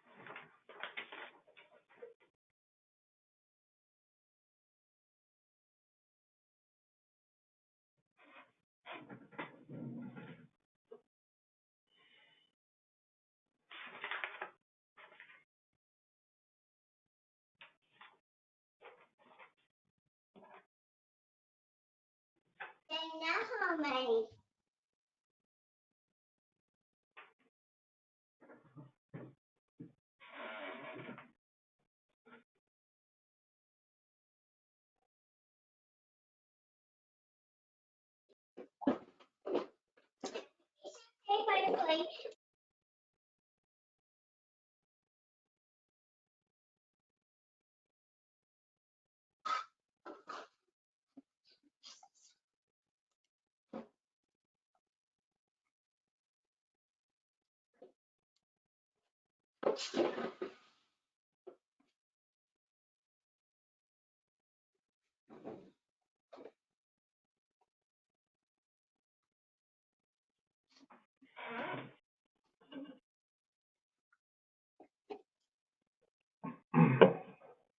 we looking? Almost everybody back. We see Mr. Losey still out, Mr. Swanberg.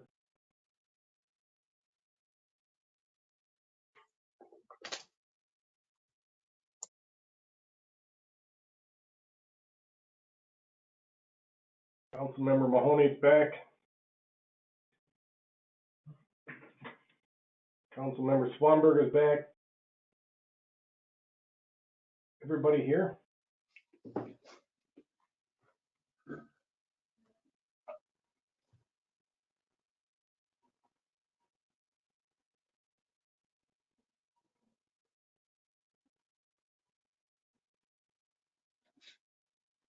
Well, at this time, I think we'll move ahead with our meeting. Moving on to regular agenda item 4C, Parks Plan Project Priority List, grant submittals.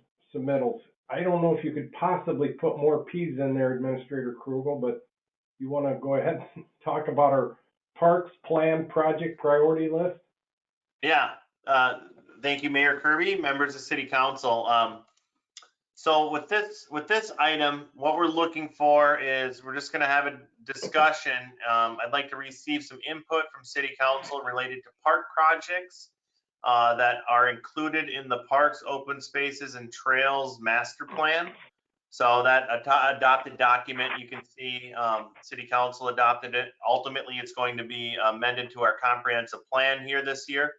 But really pulling projects out of there and prioritizing them, and because there are grant opportunities out there for these types of projects. So staff has developed an internal list and would like confirmation of the priorities to pursue grant opportunities.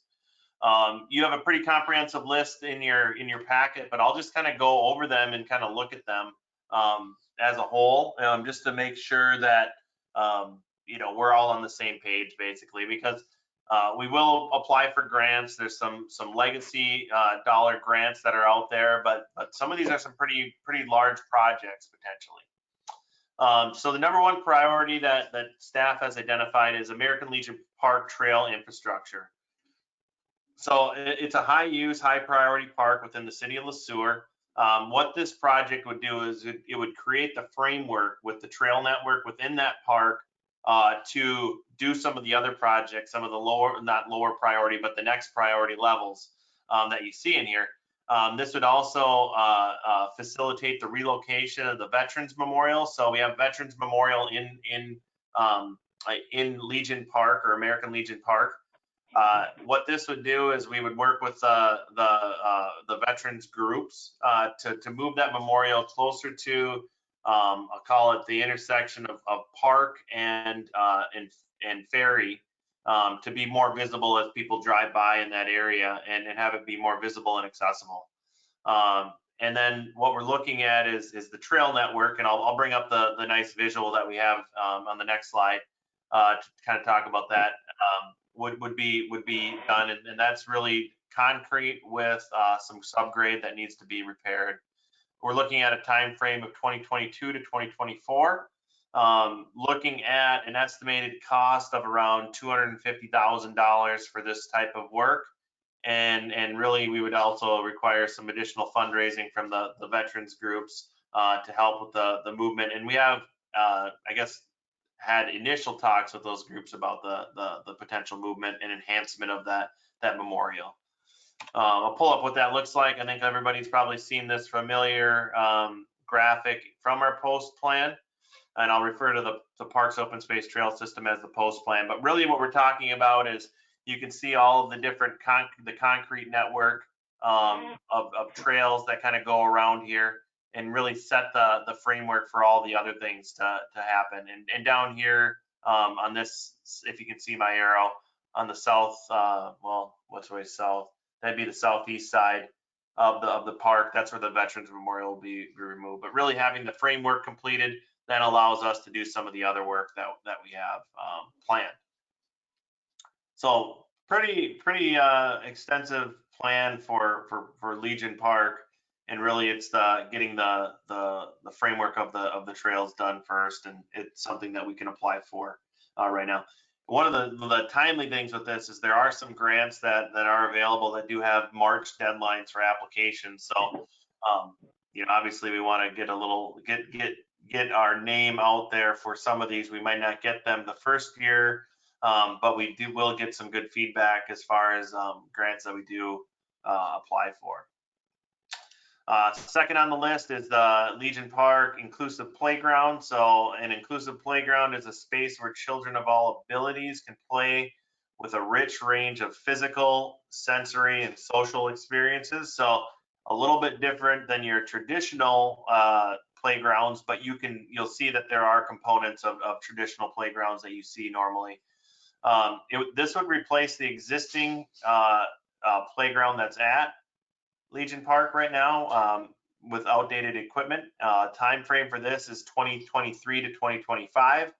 Pretty hefty tag with price tag with all of the playground equipment, border, surface, drainage, and engineering. We're looking at right around $1 million.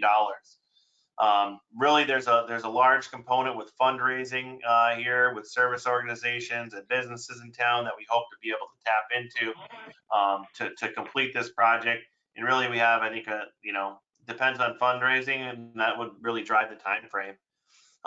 Here's a rendering that we received by from various groups. This is one that kind of gives a better look of the facility, and you can see that you have some sensory type musical instruments, some outdoor musical instruments that people can play.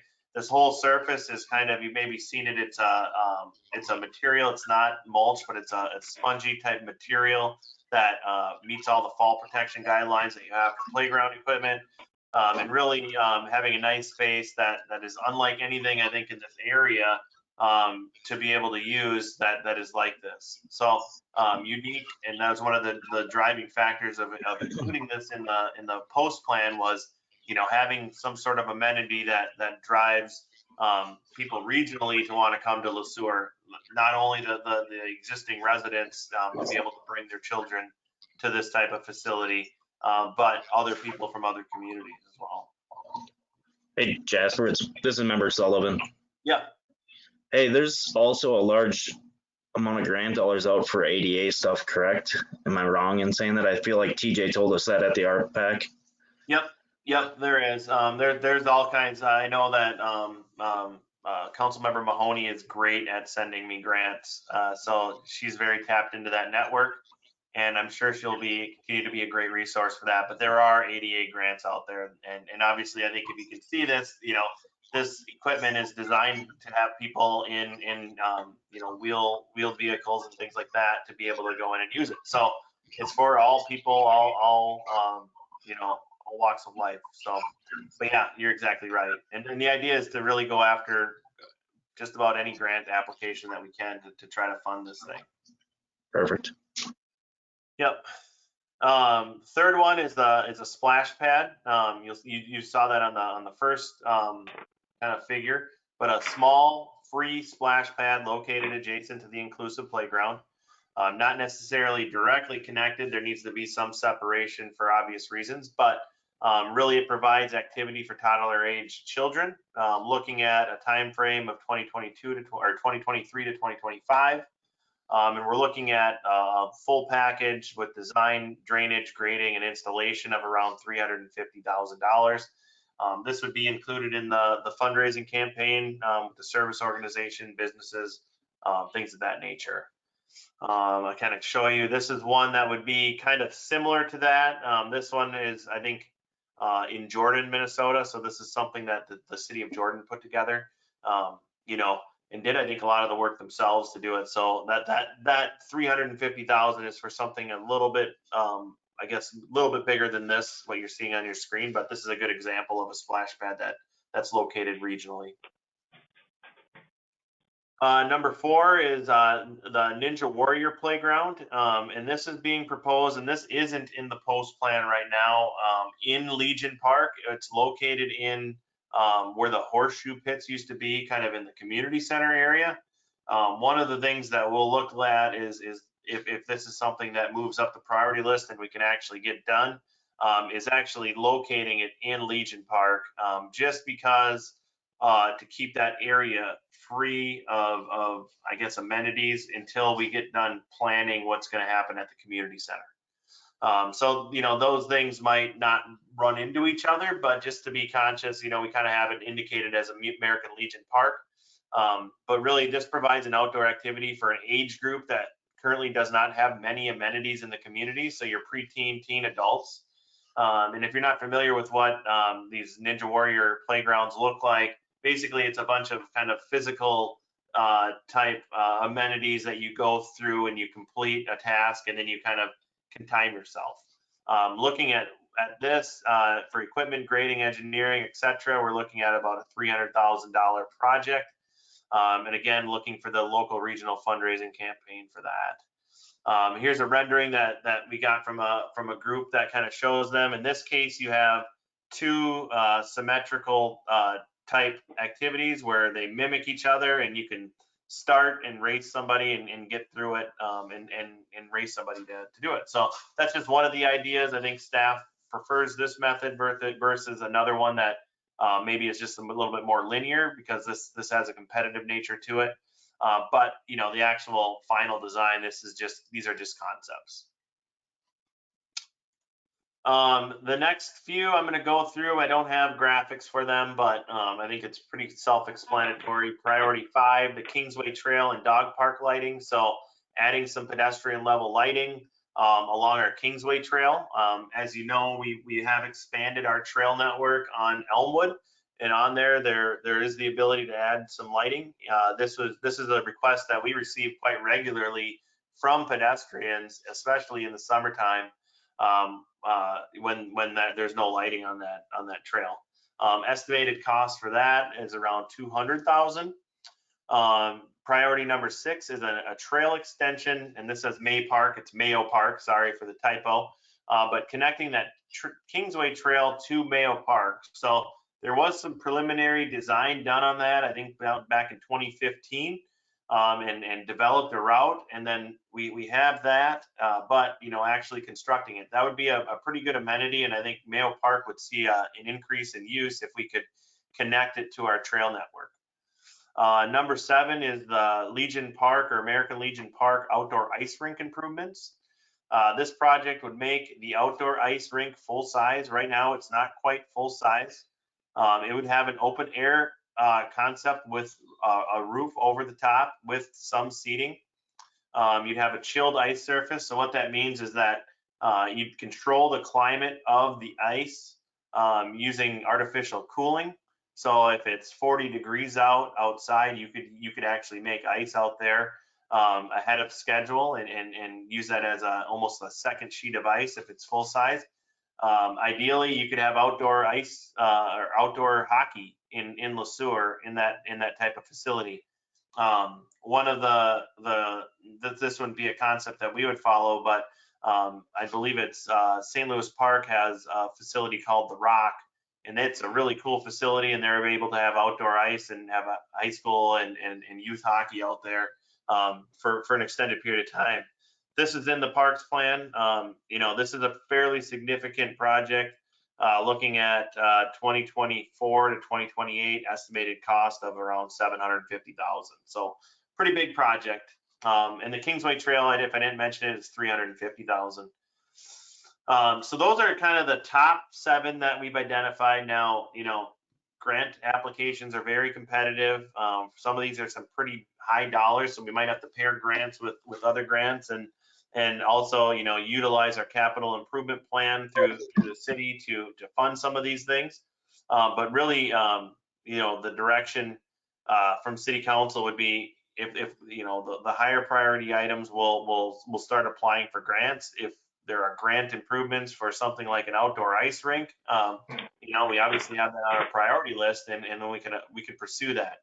But just because we get a grant doesn't mean we're going to do the project until we actually sign the grant agreement. So there's a process that I'm familiar with as far as getting grants, and especially these legacy grants that the legacy sales tax dollars go toward. And and there's quite a process and there's quite a few requirements with it, but we do have a time frame and a timeline that will allow us to do it using our own funds as well. So we have to make sure that we are able to fund these things. So basically, if there's things that we want to move around, or you think we should move around, or something we should move into this list, now's the time to speak. Otherwise, staff will use this list to pursue grant opportunities that we see. So I'll entertain any questions or any ideas that anybody may have. Mayor Kirby, can I ask a quick or make a comment to priority 5? Yep. Would it be possible to add trees along that trail as well, in addition to the lighting, if there's space that allows for it? Just because having a shaded area to walk is a lot more comfortable than being in full sun. And then it would create more of a boulevard look as you drive down Kingsway. Yeah, that's a great idea. I'm not exactly sure. I know that the boulevard right-of-way lines are pretty tight, but we could work with potentially the school district and other property owners to see if that'd be feasible. Because I know it's this kind of weird, there's a gravel kind of boulevard between the road and the actual trail on a lot of that Kingsway. And that's what some of the enhancements will help correct. I've gotten a lot of comments about, rocks getting on the trail, children falling because they're hitting rocks. The design isn't ideal right now, but I think that they were just working within the means that they had. But I think trees would be a great enhancement to that area, definitely. Thank you for the comment, Councilmember Mahoney. Anybody else? Mayor Kirby, Member Sullivan. Yes, sir. Jasper, actually, about priority number 5 as well. That is something that we hear about quite frequently, is the lighting. And I hear quite a bit about the dog park not having enough lighting up there as well. Is there, obviously you've got 23 to 26 for a timeline. I guess I would like to see us figure out a way to make that happen maybe sooner. Ultimately for the sake of safety. That's a big part of that. I think, thank you, Councilmember Sullivan. I think lighting along Kingsway and especially heading out on our new trail on CASA 22 is kind of a priority also. I like the way we put priority in all these projects, and they look pretty good, but I think lighting and maybe a couple trees here and there are something that probably should come to the surface a little earlier myself. Any other thoughts?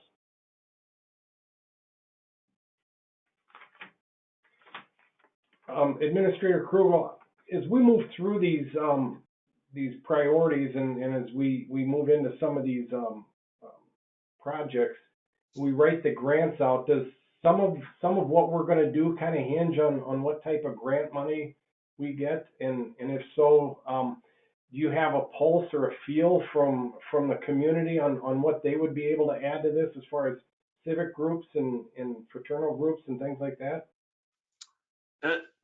Yeah, exactly. The grants would kind of, in the fundraising and the grants would be the main driver to kind of prioritize. The idea is that if we start fundraising and we start a fundraising campaign for these types of projects, really it would be up to the service organization or whoever's donating money to figure out what I guess bucket they would like to donate to. So one service organization might think that this trail and lighting might be the thing that they want to fund. Well, that might move that up on the priority list as well. So we will look at them but I don't know. We haven't approached anybody, and I didn't want to be presumptuous with approaching people before we talked about this at a city council level.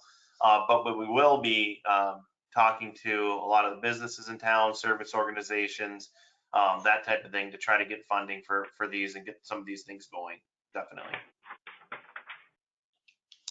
And I have one quick question for Council Member Swanberg. Does the Ice Association use the outdoor rink at all, Mr. Swanberg? I don't believe they use it very much for organized activities at this time, no. So it's just This was not local.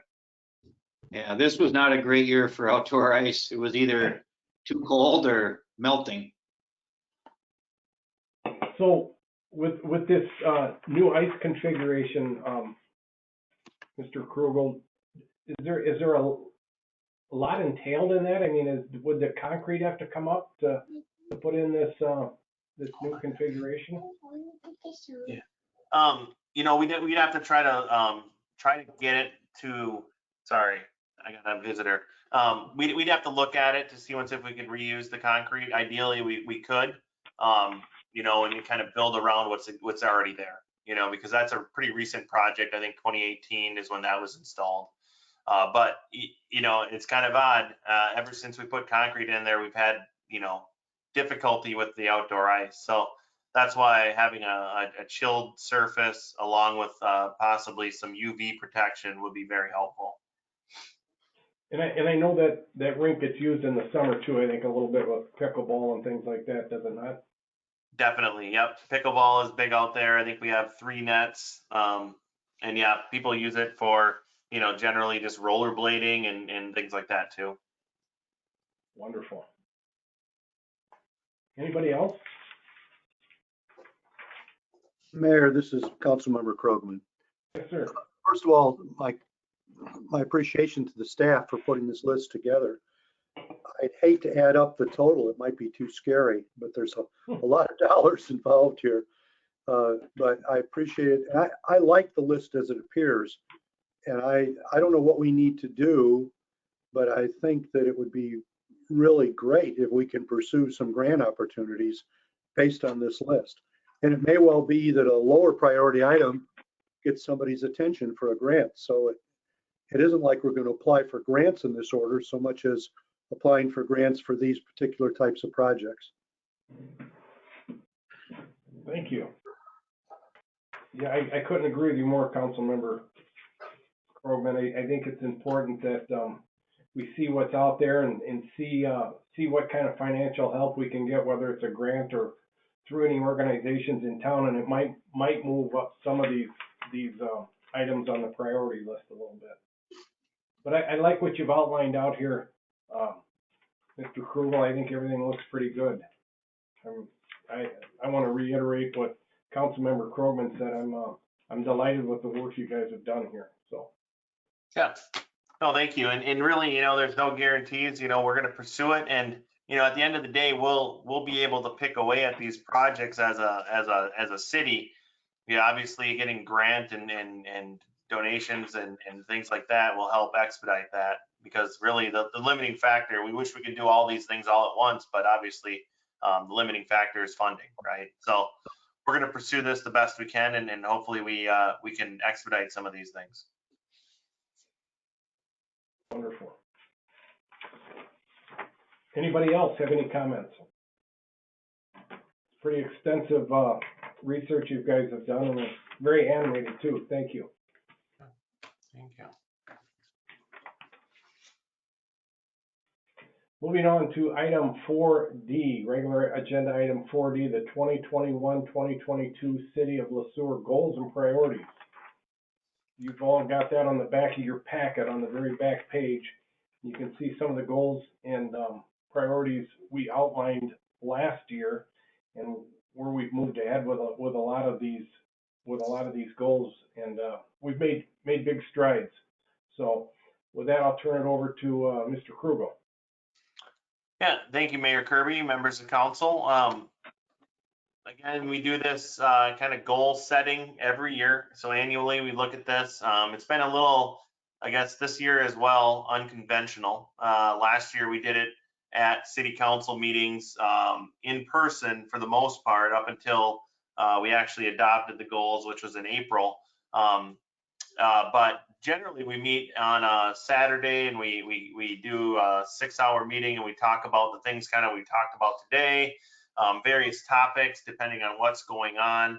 And then at the end of it, we kind of have a discussion about goals for the next 2 years. And then at a future city council meeting, based on that discussion, staff will bring forward what you've seen as your goal, as a goal sheet that kind of ties everything together to city council meeting to be adopted. So for some of the new council members, the sheet that we use for the goals might look a little funny, but really it's got a purpose. It really solidifies that everything that we have for our long-term goals, our focus areas and our strategies are all tied to what our goals actually are. And those areas, your focus areas and your strategies come directly out of the comprehensive plan, and your long-term goals come directly from city council as far as adopting those. Now, we changed the format of this, I believe, 2 years ago to kind of be a little bit more kind of a one-page document that just really demonstrates that everything that we're doing is tied to our comprehensive plan. So I'll just kind of go over what these long-term goals, focus areas, and strategies are, and then I kind of suggest some goals that we could look at doing for the next couple of years, and then city council might have some goals that they might want to have added, and ultimately what we'll end on is I'll have direction to bring something forward at the next meeting, which might be March 8th, or it will likely be March 22nd to give me enough time to kind of put these things together. So again, our long-term goals are something that we can change. We do have the ability to change them, but I think we have a pretty good set of three. The three goals that we've identified are fiscal responsibility, customer service, and planning for the future. So those are our kind of long-term goals that we've identified as a group. These focus areas, these come from the comprehensive plan. Focus areas are land use, infrastructure, transportation, and then parks, recreation, and open space. And then underneath that, we have strategies. We have volunteerism and philanthropy, partnerships, official controls. That's if it's not familiar, that's our city code and our policy documents. We have our capital improvement plans, economic development and housing, and then parks and trails. So you can see this vision that you see here isn't intended to be viewed. It's just kind of an example of what the adopted goal sheet kind of looks like, and you can kind of see how it's all tied together. Last year we had, for the 2021 or 2020-2021 goals and staff priorities, we had developed 11 goals, and I believe 5 of them I think we can remove from the list, and then that leaves us 6 left, and then a group that we can add for future consideration.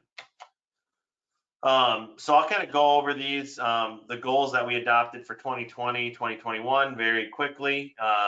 Goal number 1 was develop a policy book. That has been done. We have that online. That's a living document that we can change as additional policies are adopted. So if there's feedback, please let us know. Goal number 2, the Sueur Community Center metrics. That's something that we've spent a lot of time on over the last year, and we've actually developed them. So that's something that's good. Goal number 3 is to establish a volunteer program. I'm paraphrasing, these aren't the exact definitions that we have here. Goal 4 is a general goal that we've had for a couple of years. It's just to continue working with the independent school district on whatever we can. That's something that I'm recommending we don't need to necessarily have as a goal, because it's worked into our everyday practices here.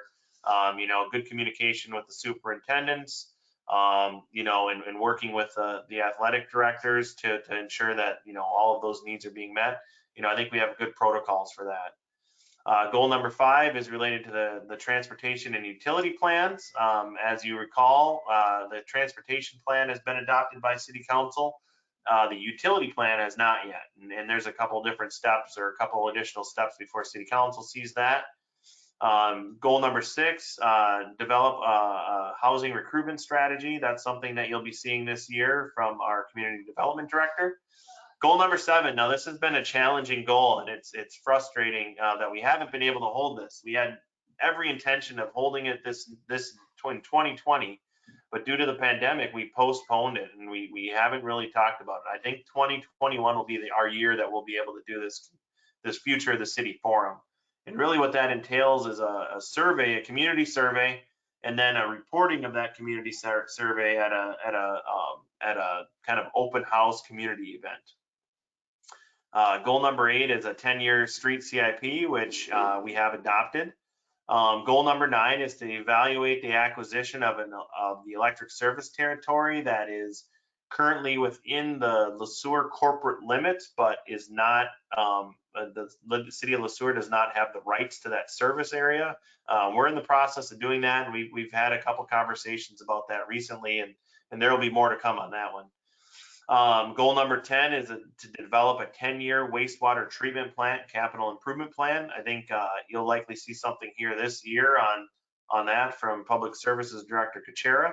And then goal number 11 was to establish a priority growth area in future land use. And then that's something that has been adopted already by City Council. So those are the past goals. So you can tell we've done some pretty good, made some pretty good progress on those. This is just, looking at it in a very large format, I guess. But really what we come up with is a goal. Who's the group lead? So is it led by City Council, RPAC, the Planning Commission, the EDA, and then who's the staff lead? Who's going to lead that discussion with that group and ultimately facilitate that goal and the completion of that goal. So as I alluded to before, I've come up with some input from staff about that's one of the goals, about future goal ideas. And really, we want to have a conversation about what these are, and if there's anything that we want to add that maybe we don't have on here. We have 12 spaces. We don't necessarily have to fill up all 12. But we can have as many goals and staff priorities as we want. I guess that's my point. So a few of the goal ideas that we've come up with as a staff internally is related to establishing the community center task force, or mayor's task force on the community center. The second one would be to develop and execute a plan to plat and market shovel-ready business park lots on the EDA land. So obviously partnering with the EDA to do something with the land that the EDA owns up on top of the hill there by Cambria, where the Dairy Queen used to be. And then a third goal that we've developed is to adopt the electric cost of service study, which this group recently received an update on from Blair at the last city council meeting, and evaluate the structure of account type. So how are the different account types broken up, and what are the determinations of those? So that's, I think you got a taste of it and at very high level, but at the last city council meeting, but that's a pretty large undertaking for an electric utility to do. And then the fourth one that we came up was with developing a fundraising campaign for the park project priority list. So developing a means for people to donate to that cause, and marketing to businesses, and basically developing a campaign to help fundraise for those projects. Those are the four that kind of tie together, and you can kind of see they're kind of tied to some of the things that we've talked about already tonight and at some recent city council meetings. That would put us at 10 goals. I don't know if there's something else that city council or that individual members want to talk about and add to this, but now would be the time to do that. So if the 4 goals that we've developed internally, if you think, oh, we should put that off, or you don't think that's something that we should put down on our goal sheet, that can obviously be said too, and we can kind of reevaluate what we're going to be doing. So I'll leave it up to city council to provide some directions and have a conversation about our potential goals for the next 2 years. Thank you, Administrator Krugel. I like what you've kind of laid out for us here as far as some of the expectations that the staff has as far as goals in the future. We had 12 goals here a year ago, and we managed to achieve quite a bit. My worry is putting too much on our plate and not being able to tackle what we have in front of us.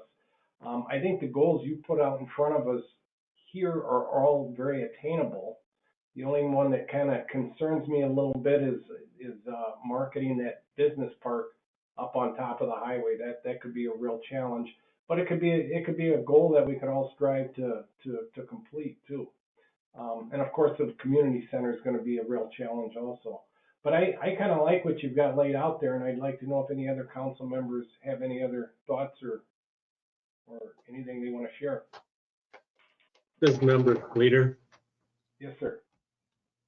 This relates to goals 4 and 6. If anybody read the last newspaper article on the school district, we are still seeing continued decline in our enrollment. And we need to figure out how we can work with the school to figure out what our housing priorities are, because we need to attract more families to town that have kids, to utilize our schools, to utilize our parks. I mean, all these things we have, unless we can get the kids in town, we're not going anywhere. So that's related to items 4 and 6. One other thing, I did listen to the last planning commission meeting. They had a pretty good discussion on the future of the city forum. I don't know if Member Mahoney wants to talk any more about that. They had a good discussion on that. Thank you very much. Yeah, this is Member Mahoney. I can say a few comments on that. Jasper talked about that being a survey community discussion. They weren't too keen on spending money on a formal survey. And also, since we're still, needing to consider protocols with the pandemic, not certain what a community gathering would look like. And so there was some discussion about maybe breaking that down and trying to maybe post conversation pieces where people already go, like the grocery store, the banks, to get input from a broader audience, just because even when we have held community forums in the past, attendance is usually pretty low. But they were very excited to work on putting something together. Thank you.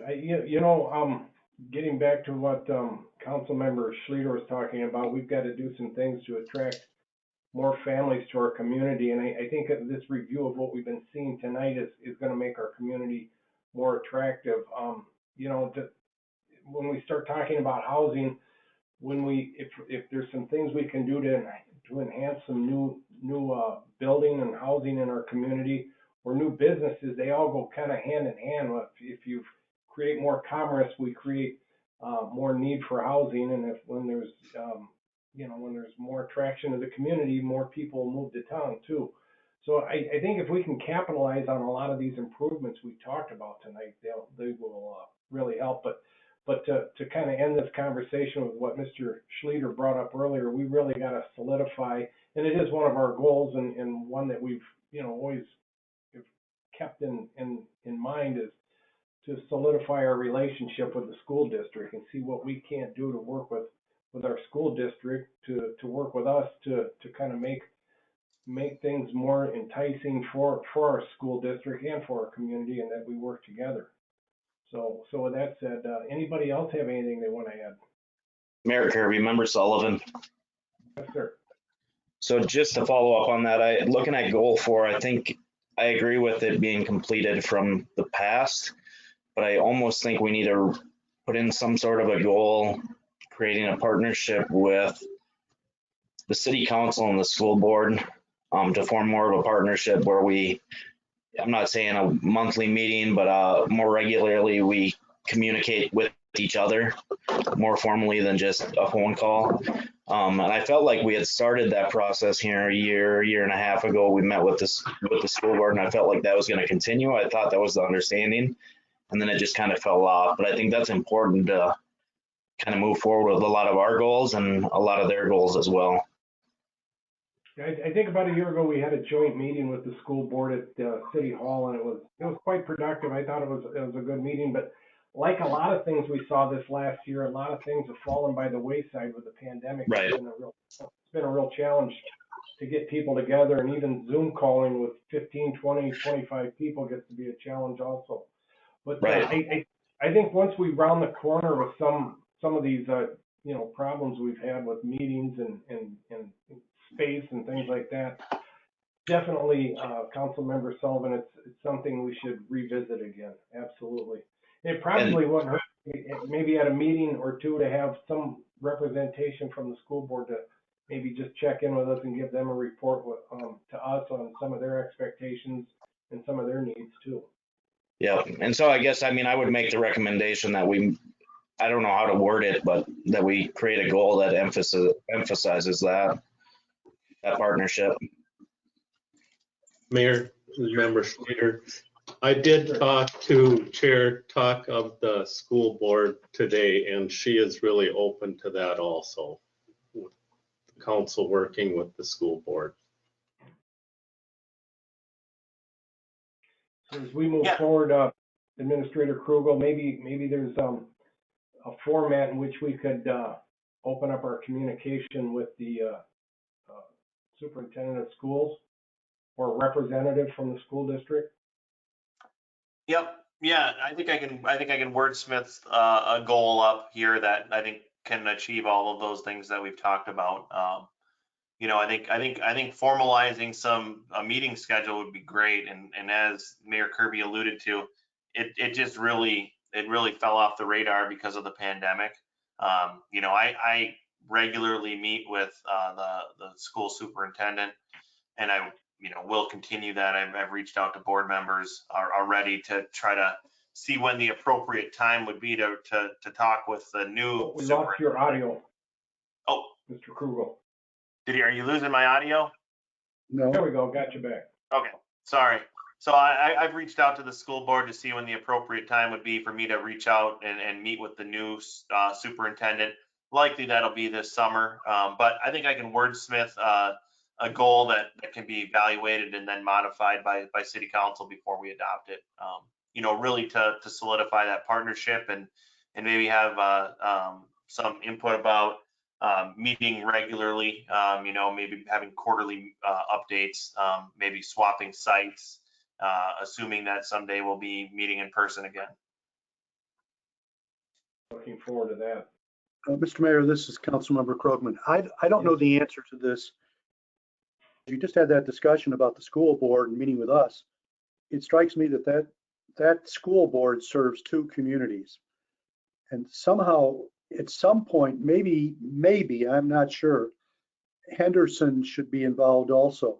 Not every time we meet or communicate, but maybe there's a way to make sure we're working together. One of the tensions you have is with two communities served by one school board, one school district, and we need to be cooperating as cities, as communities, working with that school board. So I'll let you ponder that. I'm not sure what the answer is. So. Yeah, Mayor Kirby, if I may, Yep. Some communities, what they do is they coordinate what's called an intergovernmental meeting, and that involves kind of all the surrounding jurisdictions. So your state representatives, your state senator, they're all invited. You have your, cities like Henderson or and Sueur, maybe some other surrounding communities. And then, your school district and your city council all kind of meet and just kind of get to know each other a little bit. That works well once a year. And a lot of people have scheduling conflicts and not everybody shows up, but really there's a lot of good information that's traded at that time, and you can, each group can give an update. So maybe something like an intergovernmental meeting is something we could work on. Not necessarily have to be a goal, but that's something where we could all kind of have a discussion at that time, at one time a year. Mr. Mayor, if I can go to another topic, please tell me if that's okay. Go ahead. First of all, Jasper, could you put up the goals for this year, for this 2-year cycle rather? We got 6 of them showing on the screen. There we go. What about These are last year's and we're talking about modifying them. Is that what you're saying? Yep. So these are the ones from last year, and then these are the 4 additional ones. There's 6 that are out there yet. I think there will be an addition of a school district component goal, and then Okay. these additional ones. So I'd say we're probably, if these are okay, then we'd be at about 11 goals. Let me go to one that may or may not belong on the list, and I'm going to label it as low-hanging fruit. Sometimes we miss the obvious. I think we need to be planning some kind of celebration for the opening of Main Street, the reconnecting of Main Street. And I think that should be one of the goals of City Council, make sure we're behind it and coordinating with staff and others. So the reopening of Main. Can I chime in and just add that I think EDA should be involved with that as well? That's what I was saying. Thank you, Mr. Sullivan. I'm not sure how to phrase it, but it needs to be one of our goals, but working with lots of other entities to make sure it's done. Even the chamber, for example, might want to be involved in that, as they have been with things like the Christmas or holiday parade. That's very good. We can add that, and just, we've already, just the timing of it, I think will be good for that Christmas on Main event. And I've started discussing that with the new chamber director already, just to let them know, hey, if you're planning that event, Main Street should be opened at that time, and to make sure to coordinate that, because we can block it off and we can have a lot of the festivities down there, after the tree lighting or something like that. So I think that's a good one as well. Well, the council needs to get involved because we have to help the mayor write his speech, so everybody knows. Yeah, that's what everybody wants to listen to. No, that's you're right. That is kind of low hanging fruit. It's something we all know is going to happen. We're all excited about, but yeah, I think proper planning ahead of time would help. So I'm looking forward to that. That'll be nice. Anything else? So, Administrator Kruger, are we sitting at like 11 goals? Is that what we're sitting at right now? I think we'll be at 12. So in addition to the 6 that we already have, we have 4 identified on your screen right now. I'll develop one for school district component with having regular meetings, and then something related to the Main Street opening celebration, and that'll get us to 12. Exactly where we were at a year ago. So, and like I said, some we're going to continue to work on as we move through things. But I'm pretty delighted with the success we've had. So, go ahead, Administrator Kruger. You had something else you were going to add? No, I don't. Anybody else with as far as the goals go, expectations? Unrelated to the list, but certainly would be a goal for me to be back to meeting in person. Any idea when, how, what it's going to take for that to happen? Yeah, so we can have a conversation about that. There's communities that have moved to having in-person meetings. Logistically, it's challenging, but it's not something that we can't do. The space that we have in our city council chambers is not the best space to meet, because it's pretty close proximity.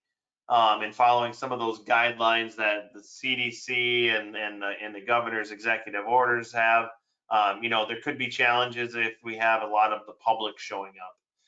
But we could have a conversation about that maybe at the next city council meeting, to see what the triggers would be to allow us to meet in person again, safely. Obviously, if I think toward the summer, or as even from this point forward, I think the likelihood of us meeting in person gets better and better, definitely. And I think I've had this conversation with a few council members, but really we have 3 new council members on city council, and it's really hard to develop a relationship with them, with the other council members, when you're not in person, because there's little mannerisms and personality things that you pick up on when you're in person that you don't when you're on a call like this. So really getting the group to kind of understand how everybody works, That's been, I think, the biggest thing missed from having, these meetings. It worked generally okay when everybody knew each other.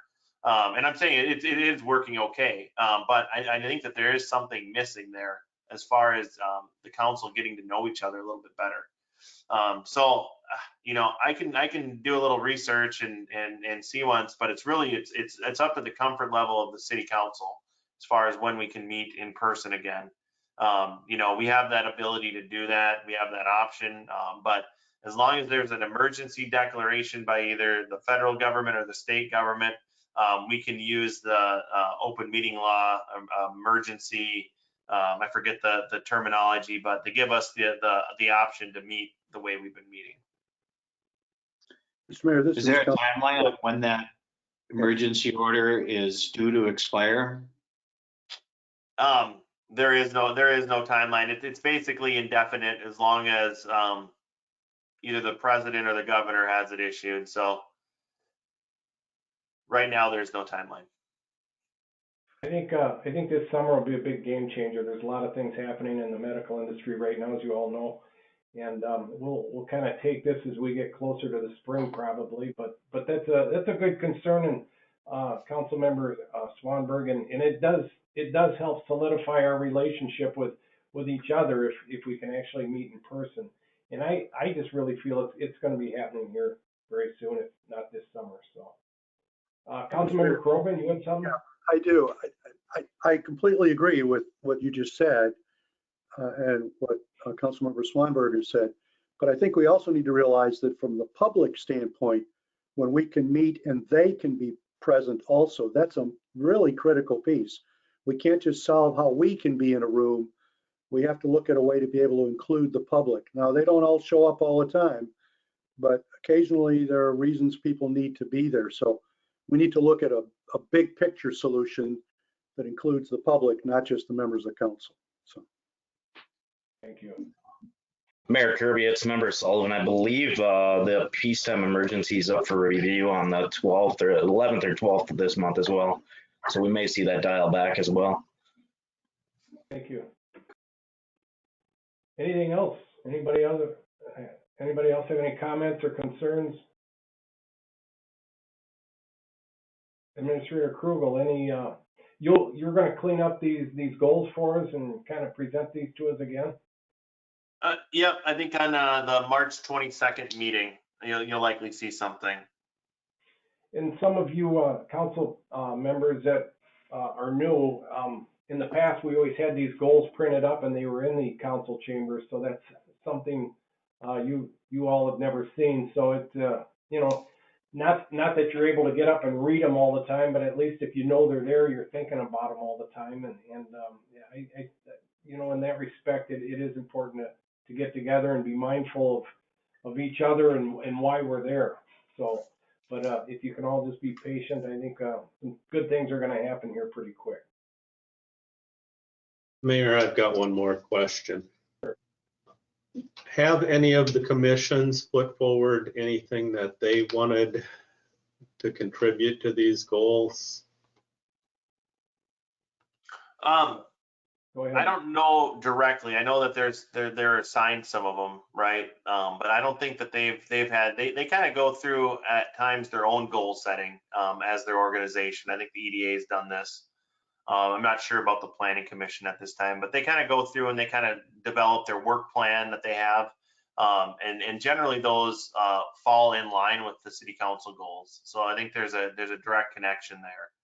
But as far as giving input, as far as what they would like to see city council accomplish, I think it's kind of city council determines what they want, and then the boards kind of conform to that.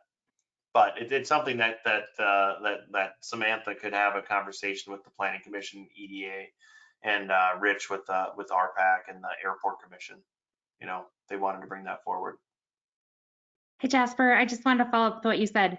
Yeah, we took the goals that we had from last year and we used those to write our goals. So your goals from last year's goal setting, we were still kind of working on this year. So we do take your goals that you've assigned each group and I bring them back to those groups. And then they work on other goals that came right from the comp plan. Thank you, Director DiMaggio. You're welcome. Anybody else? Councilmember Swanberg, be careful what you wish for, because a year from now we'll be meeting again at the fire hall on a Saturday for 6 hours. So, but we're getting lots done tonight. Hey, I'm just really in favor of in-person meetings. As you can see, my ADD is being stretched to the limits in Zoom call. Thank you. Thank you. Anybody else?